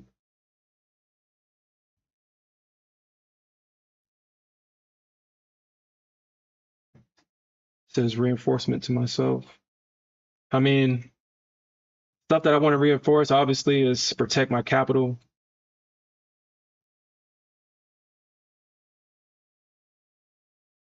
Obviously, protecting the capital is very important. Not allowing a trade to go, because yesterday, when I was actually looking at the replay, I noticed that I was up $700-800, and I should have closed it, and I should have followed my rule. But a part of me was tilt. I kind of wanted revenge on the market. Like, why the hell is it not shorting? And I did this. Actually, that's what I did that yesterday. I didn't do that today. I cut my position after once I saw. That's why I was so adamant adamant about cutting my position this morning because I recognized yesterday that I was up at my $700 to $900 daily or maximum daily profit. I think I was up like around $800 yesterday. I was what, 8 or 9 points on 1.5 contracts, and I was up nine points, and I didn't close out the position because I wanted revenge on the market, and because of that, I gave up all those profits.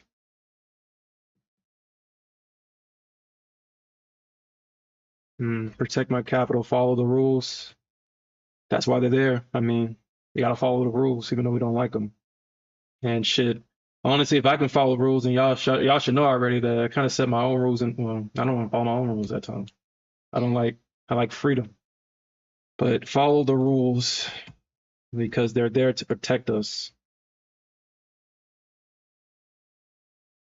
Protect us from our emotional selves. That's why the rules are there. They protect us from our emotional selves. We get in the market, we become literally a different person. We're operating off of emotions, fear of loss, fear of missing out. I should have took that trade. I should have held on to it longer. Throughout the trading day, we're experiencing a roller coaster of emotions. And these rules are supposed to be at least a runway for your emotions. So your emotions can run free, but you have a runway for your emotions to run on. And that's why they're there.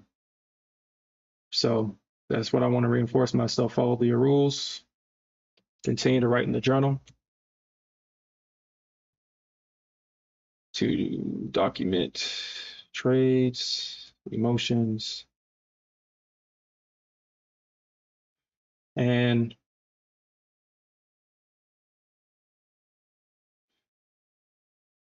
why you're taking trades.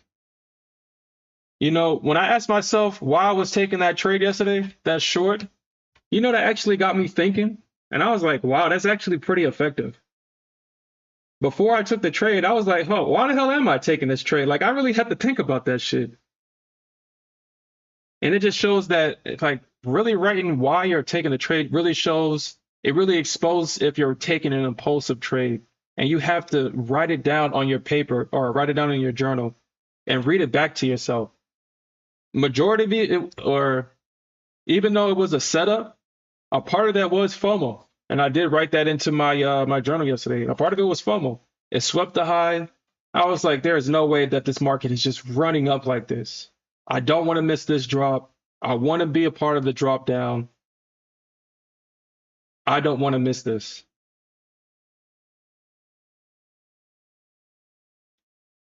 So, yeah, I think that's very important. I think I think in reality, if you was at a real prop firm, you have to write why you're taking the trade anyway. So I think that's actually a really good habit to start.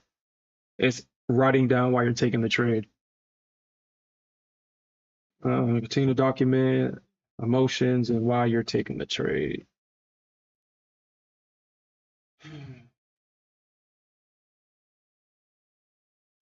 And because I've already hit my maximum daily profit, I'm just going to let this little piece of the trade run for fun, for entertainment purposes, to see how much.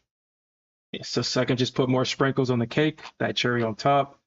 But these trade opportunities are obviously I'm not going to write on them. And just to reinforce what I stated yesterday, so my trade style with this plan I'm creating, I want to give myself at least 3 opportunities to make profits. So at the end of the day, you can't tell yourself that, man, you didn't think that you tried enough if you weren't able to reach your profit goal. I broke even on, I think, all 3 of the trades yesterday, even though I was up about I think I was up $600 on the first trade.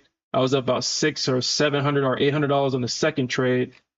And I forgot how much I was on the third trade, but I let all those profits come back to break even. I got stopped out for $37 or something like that on all trades. So I closed down that account and just walked away from the charts yesterday because I was like, man, What the hell is going on?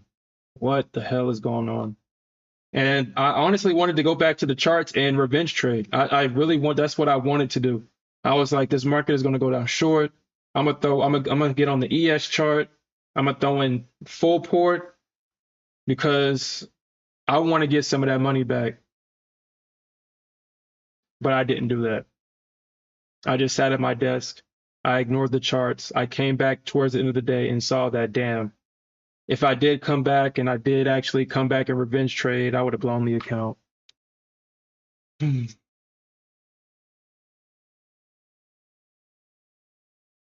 You too, Jack. You too.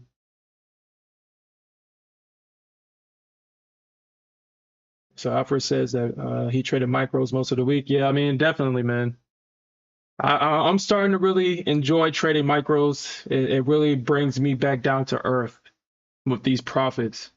Because like I said, I'm used to seeing 5 to 6, 8K in profit. But seeing like $700, $900, I guess is bringing me back. Like I was up $1,500 in this trade. If I was in this trade with micro or with minis, let's see if I would have survived. Because if I would have went full point with three mini contracts. I got in at 57. I got in at this break right here. So it's like 58, 57, 50, like right here. At this retest, I got in short. I would have had about 9 points in profit. It would have came back, and I would have been 64 minus 58. I'm not going to do the math. 64 minus 57. So I would have had 7 points in drawdown times 50 times 3. So I would have been down $1,000. I would have been down $1,000. And if I held this with all three of the contracts like I usually do, let's see how much that I got up to like 21 points.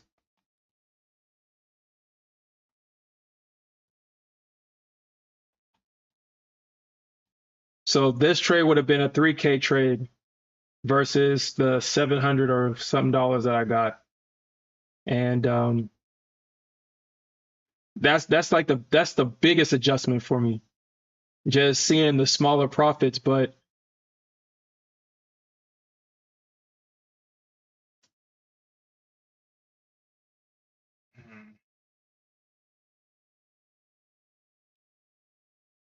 yeah, like I said, I'm gonna stick to what I set out to do. I'm gonna stick to it. I'm gonna trade in the micros. Yeah, I'm just gonna continue to trade in the micros. But that's like the biggest adjustment when I've committed to doing this way. Like that's the biggest adjustment, just seeing the smaller profits and stuff like that. So, and yeah, you're right. It's easier to scale. It's easier to take out profits. I mean, there's a lot of advantages to trading micros, and even though, like I said, even though my ego hates it, but I said that I was going to set out and do something, that I was going to help new traders, and this is something that I told myself way before I got to this point.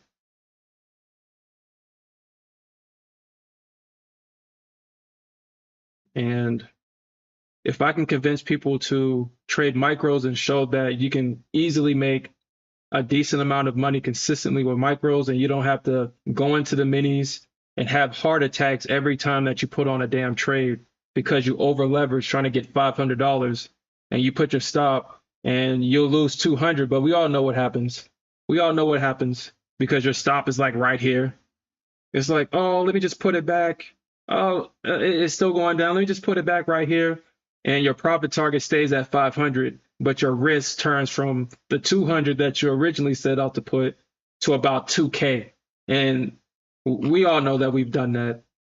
So, and the only reason why people do that is because they're trying to get this money fast. And unfortunately, you can't make fast money in the markets, unfortunately. Consistently, I guess, is I guess the best way to say it, because you can get lucky. You can get a full port trade and have days where the market only goes up in one direction. You can get lucky, but that's not consistent. You're not going to be consistent doing that. So, yeah, and it does take the pressure off. It does. It does.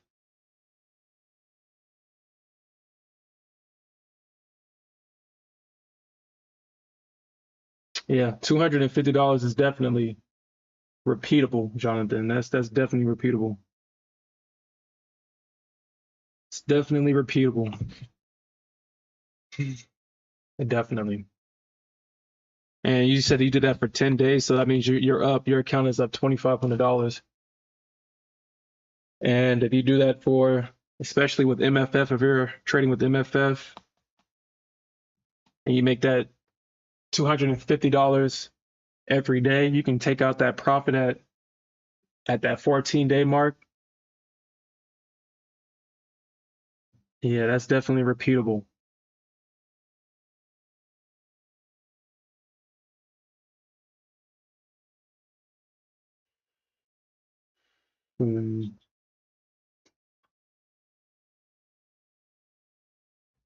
So I'm guessing the market wants to, because right now, like I said, I think this is where the bulls come in.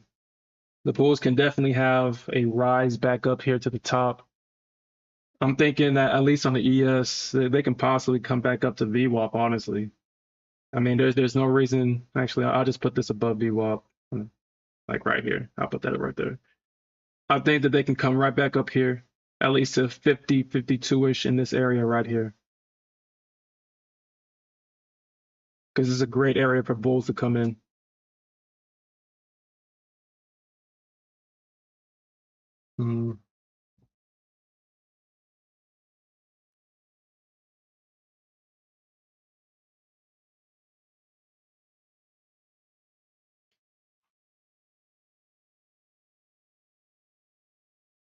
Yeah. Yeah, Jonathan. Yeah, those big wins, man. And before I started consistently getting like these big moves, these intraday swings, I did the same thing. Like I think I've shared this with you guys, but for the newer guys and gals, when me and Smith first started trading, we blew accounts because it didn't hit our profit targets, and we would be up like 2 or 3K looking for more, and then just watch it come all the way back. I'm not gonna lie. I'm looking at the CL trade play out, my original thesis play out, and because I had to cut it because I made the $700 or whatever. And it's always the trades that you get out early. Those are the ones that work for sure. They always work for sure. The ones you get out early. Let me just turn off this chart because I'm not going to get back in. I've already closed out that account for the day.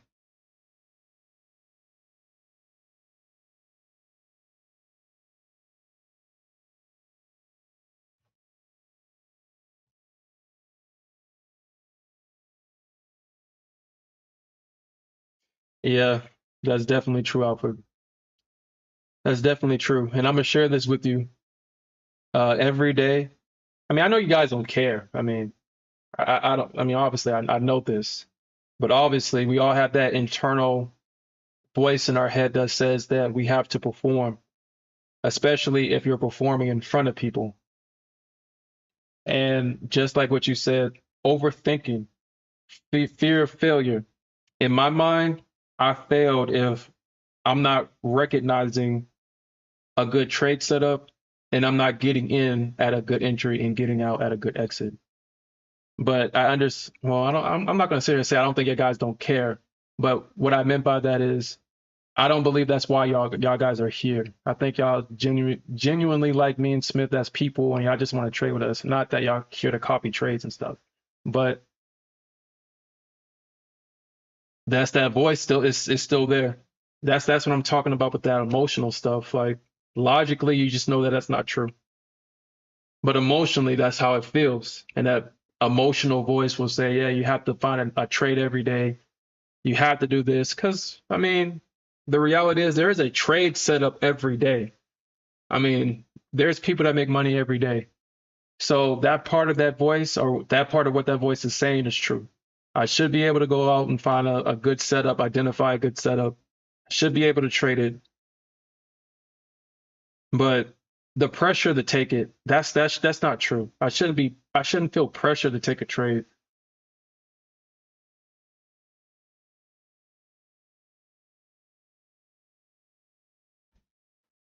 All right, Jonathan, have a good day, man.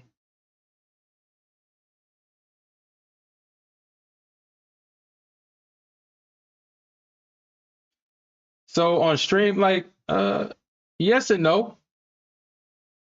I hate losing, obviously. I don't think anybody likes to lose, obviously. But yeah, obviously, if you're a competitive person, and it's not losing, it's just not performing. We all come alive when we're in front of people and we're performing in front of them, no matter what you do.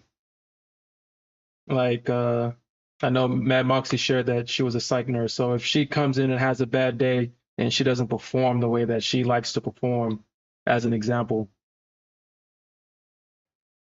that'll probably affect her. And that'll be my assumption. And since we're all traders here, we have a bad day in the market and we don't perform the way that we want to perform, we just feel bad. So it's just, I don't want that to happen. But I understand that there'll be days where I will have a red day here and there. I mean, I will have a red day. They're few and far in between each other, especially when I start to self-sabotage.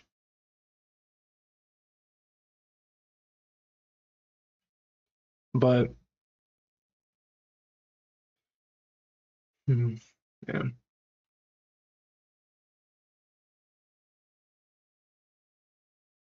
Well, I guess the market is just going to consolidate in this area until they figure out what they want to do. It looks like they're going to hold this off. And I'm gonna show you guys what I'm talking about. So it looks like they're going to try to hold off this point of control. And I mean, you see this area right here. They failed. They broke this area of liquidity, so all these stops got ran. And it looks like they're having some problems right here trying to reclaim this area. I'm not saying that the bears are going to be successful, but I do believe that if the bulls want to be successful, they got to get a break of this high. Even if we get a crash back down, once we break this high, we can definitely trade back up higher for the bulls. But if we get a break of this low, yeah, say goodnight to the bulls. You're done. Hang up the towel, throw in the towel.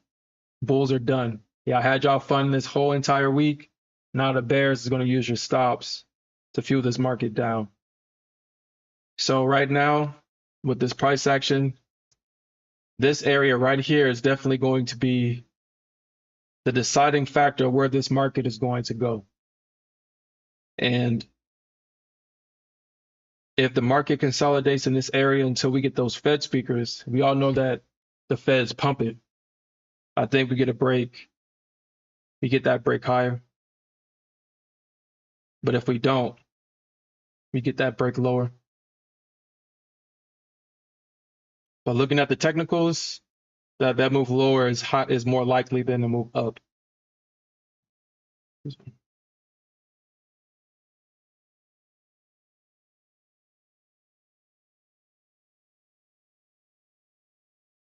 And they might actually come in here at this level right here. I think it's like what, 30? Was that 30? I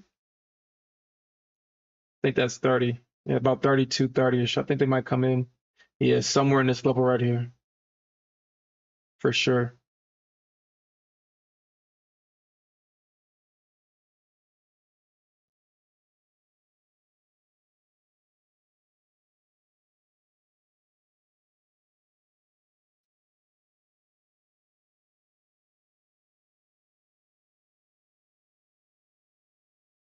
Actually, I think, give me a second. Uh,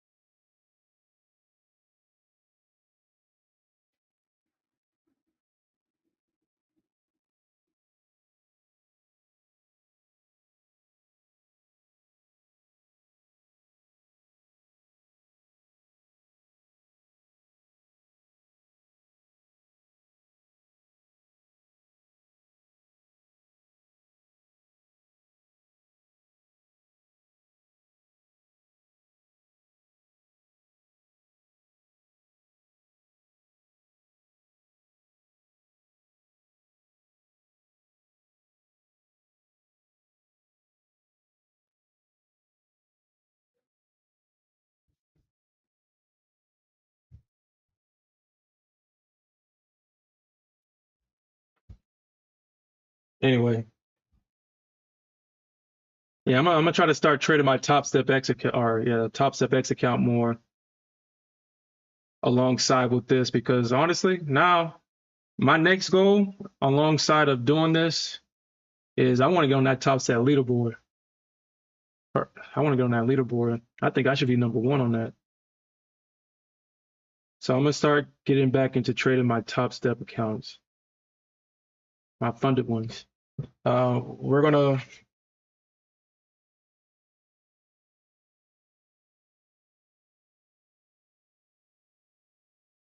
I do have one Top Step funded Top Step X account, but obviously I'm not going to trade that today. Obviously.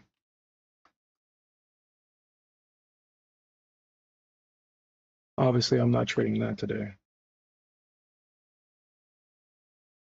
But based on this, in this higher time frame chart, yeah, we can possibly see probably that 20 level. The way that the EMAs are sloping down. Yeah, we can possibly see 20, 21, 22-ish.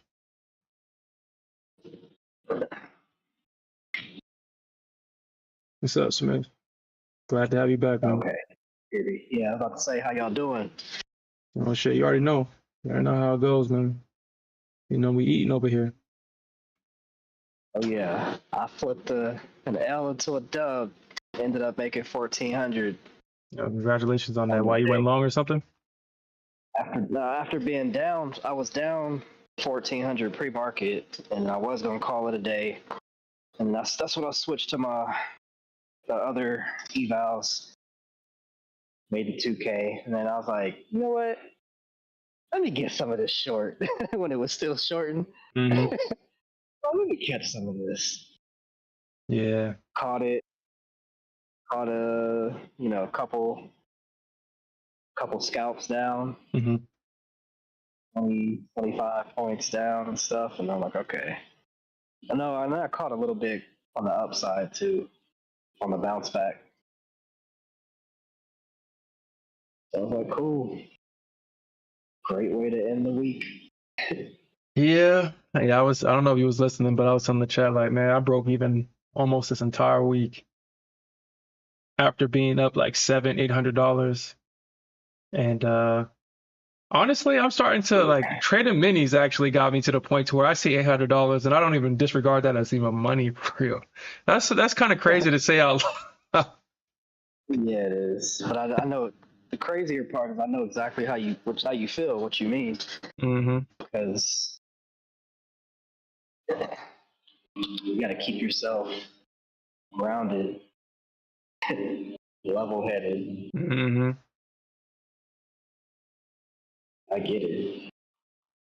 Yeah, I saw this meme where there's like what their broker thinks of them, and then it was a meme. It was like, man, this guy's fucking stupid. And honestly, if you're the broker and you don't know human psychology, you're like, oh my God, this guy is up. He's up. He's gonna take it. We're gonna have to pay him. Or the broker, or let me rephrase that. The broker doesn't care. The broker gets paid by you taking trades. So I mean, your broker doesn't care if you win or lose, as long as you pay for your trades.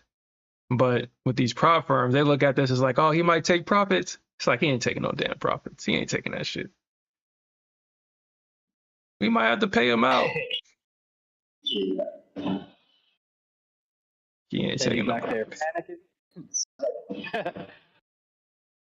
Yeah. Have you seen like the risk management segments on Top Step? Like those guys, it's like I know that they're like at first when Danny trades, I mean we all seen Mike was just so he was like, oh my God, this guy's gonna bankrupt us. If he's taking out 100K payouts and he swings 25 contracts and he's right more often than he's wrong, he's gonna bankrupt us.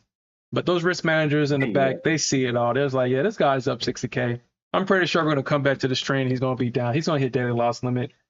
And 9 times out of 10, that's exactly what they see because they talk about it during their segments. It's when you're not emotionally hijacked and you're of sound mind. When you hear somebody was up 17K and they hit their daily loss limit of 5 or 6K, you're like, yo, that's so fucking crazy. But then as a trader, you understand why they went from 17K and they hit their daily loss limit of 5 to 6K. You understand why. I told you last year one of them called me and left a message. It's like, we got to get some wins out of you. Like, because I was on a losing streak in the live funded side. And then I had like I think it was like a 21K day. Mm-hmm. I was getting, but I didn't lock it in. It was revenge trading to the fullest. I didn't lock it in. 21K on the day. Mm-hmm. Didn't lock it in. And I think I ended up hitting daily loss. Mm-hmm. Hey, Yep. take the good and the bad. I Yep. was super chill. But I was just killing it. And then that's when they called me. They left a message. I want to have a sit down and chat because we got to get you to lock in some profitable days.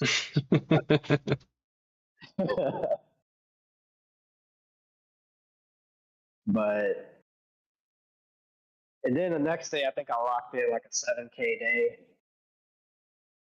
Mm-hmm. And then they were like, okay. We see you. Okay. And then eventually blew it all up, but that mess was funny. They were leaving me voicemails and stuff. We need to talk. Have you renewed your what is that? Your insurance on your auto, whatever the hell that joke is. Your warranty. Yeah, you updated your warranty.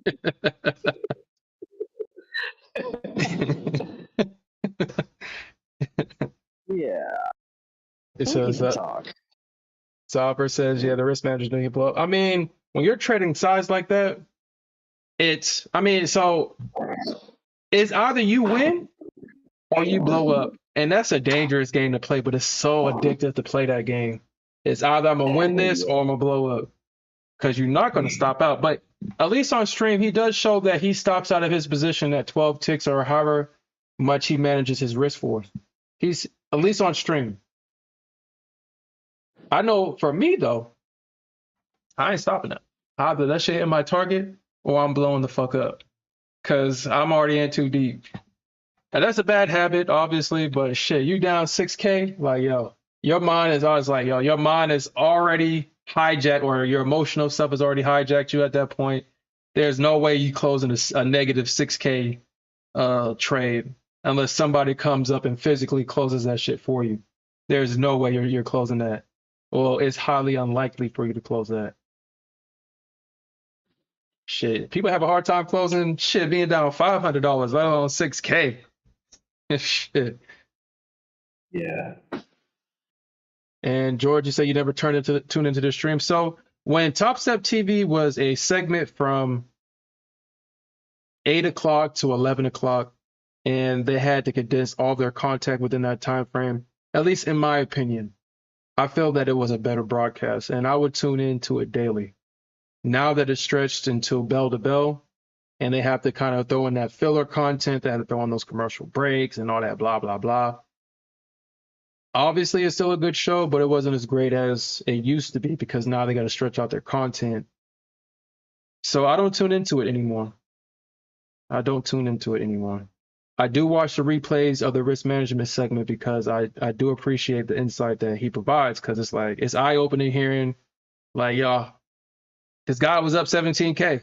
This guy was up 60K. This guy was up 70K, and they hit daily loss limit. And it's like they make bets back there. I'm not saying that they said that, but they have to, dude. It's like, I bet you this guy is he's going to blow his account by this afternoon. I bet. And they usually get those bets. All right, so it hit that 232 level that I was talking about. If you're in this position short, I would definitely highly recommend taking off some profits here at this level, because we could get a bounce. Probably up to 43-ish, probably up to 50. This is obviously, you can see that this is resistance that has turned into support. This is actually a breakout, and this is the first retest of this breakout. So I would highly recommend taking off some profits here on ES. What you trying to hold for? Or how long you? This is an entertainment thing. I'm already up $1,300 on the day with this. Okay, nice. Yeah, and if it hits my break even or my stop, I lose $50, I think. Like 20 points. Yeah, 20 minus 20 or hold on. 53.35. So yeah, I lose like 20 points. About 20 points. It's like I lose $100. It's just for the stream, really. Entertainment. Okay. But I got out the majority of my position up here. Honestly, I wish I got out majority down here, obviously, but Yeah. Oh, that's what's up, though. yeah. Congrats. You know, a win's a win. Actually, I should do that. Give me a second, because I am managing like 2 positions. Hold on. Oh.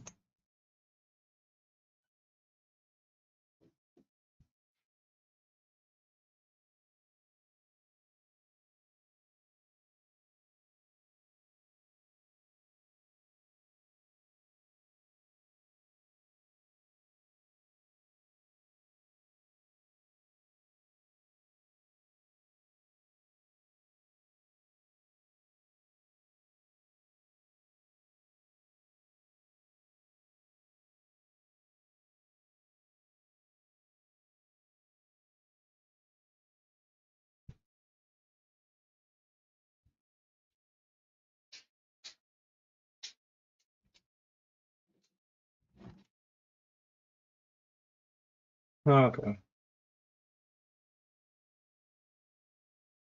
Yep, and you can see it on Bookmap. They got that heat at 230. But yeah, this is a great place for the market to get long. We have this stair step down, so you know if it's stair step down, you know what's next. You know what's next. Gonna be the elevator up. And you can see that on the NQ after she got that breakout, they're finding support here at this level. Not saying that, let's see.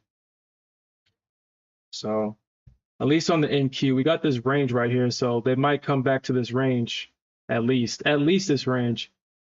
It's highly likely that they can touch VWAP, but the 200 EMA is in the way.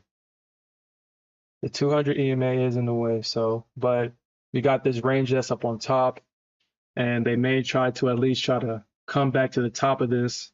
And this range is going to be the deciding factor is if they get this breakout higher, or if you're going to get this rejection, and we definitely taking out this low. If the bears rejected here, this low, these stops, we're going lower. And the same thing can be said. We get back into this range, these bear stops going to be used to push price higher.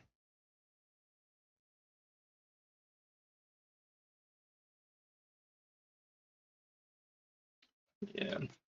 Oh crap! Let me get into the meeting. All right, Smith. I got in this meeting real quick, so I'll be back like in the next 5 minutes. All right, bro.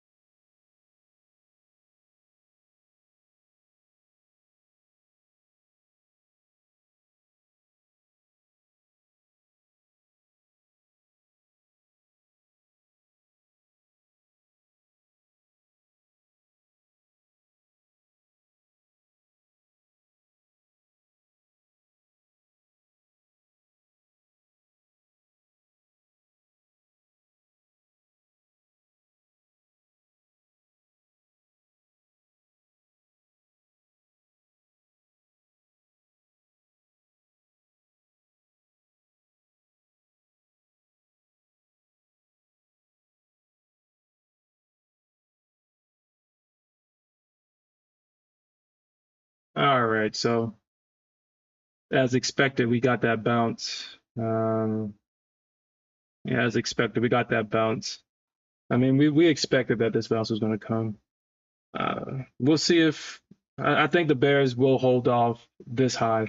I think this high is going to be protected at least for right now, unless the Fed speakers come out and say, you know what, we've been being a little bit too harsh. I mean, we are going to have rate cuts. Goldman Sachs was actually telling the truth. We are going to rate cut rates next month and in September. Go have your fun. Unless we get something like that, I think that the market is going to go right back to regular price action.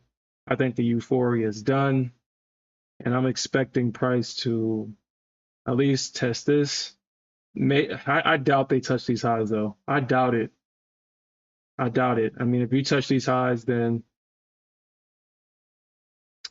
this will be the next area that the bulls are going to come back. But I'm pretty sure that I can confidently say that this high is going to probably be protected for a while. I can feel confident in saying that.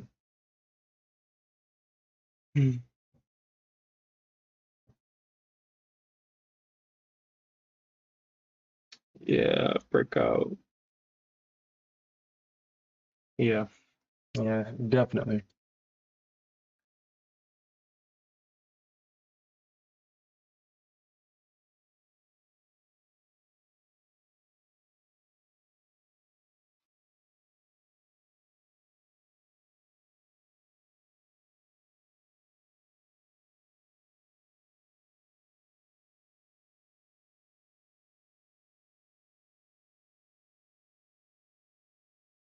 Damn, CL. Huh. So I had two contracts sitting at 79.91. I got out at 700 following my rules. Price traded until my original target was at 96 or 78.96. But then I realized that, oh yeah, I need to have a consistent profit target on MFF. So I closed it at 700. And price is currently at 78.73.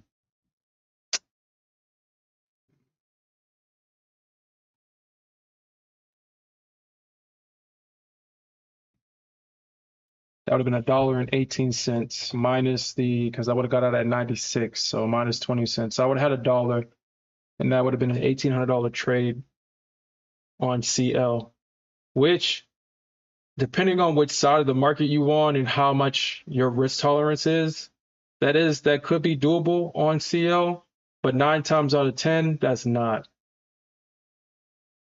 CL usually moves in a mostly that 30 to 50 to 60, from 30 to 60 point range, she'll trade in. When she breaks out, she usually trades $1.30 in a breakout unless price is just super trending. Unless we get some news and we'll lose $2 or $3 in a day, which is rare. But depending on how you want to trade her, I usually trade one to two contracts, 27 points of risk. It allows me to sit in the trade without actually thinking I'm going to get wicked out, even though that's not her personality anyway. 27 points of risk is a lot for CL. And it's only a $270 loss. On two contracts, obviously, that's $540 in loss. And if you have a 1,500 or a 150K account, that's about 9 losses in a row before you blow the account, which honestly, if you're trading CL top to bottom, hitting that 9 losses is kind of hard to do. It's kind of hard to do. If you trade in the middle, it's easy to do. I mean, you're not supposed to trade in the middle of any instrument. And CL is one of those instruments where you'll become liquidity if you think that you're about to jump in the middle and be successful.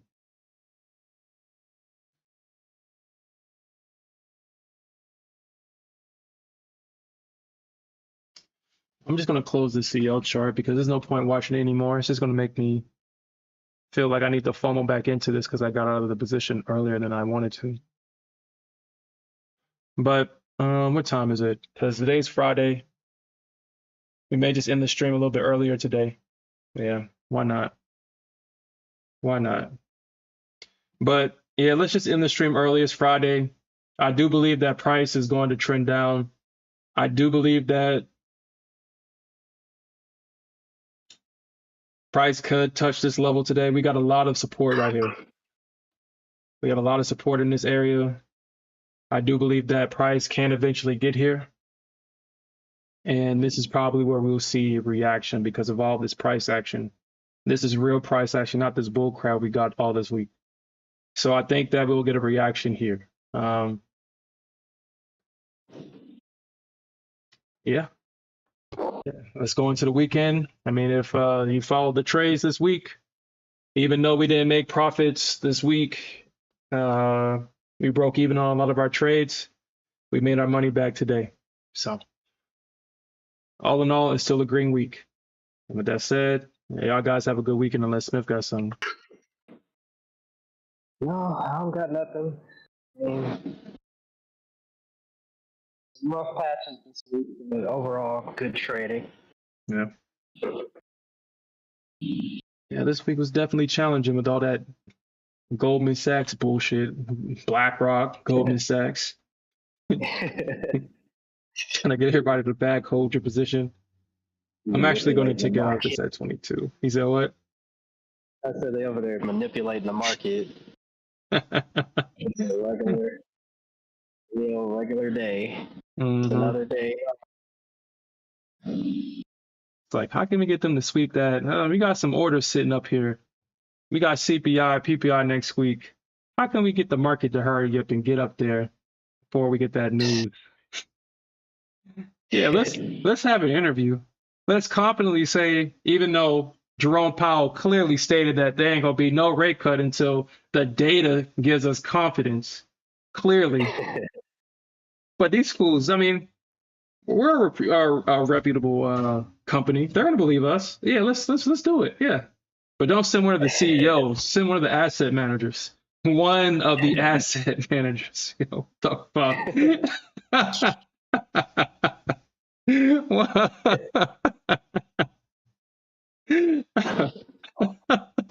And have her tell all the fools to get in because you don't want to miss it. Yeah, oh yeah, they're in all right. Nice. Stay stuck at the top. Bag holder. Yeah, they stuck all right. Yeah, talking about, yeah, you don't want to miss this. Yeah, okay. But I mean, that's just the market, man. That's just the market. Yeah. And you just know, like, honestly, that's what I say. I got a problem with people that just blatantly lie. I just hate liars, man. I just hate them.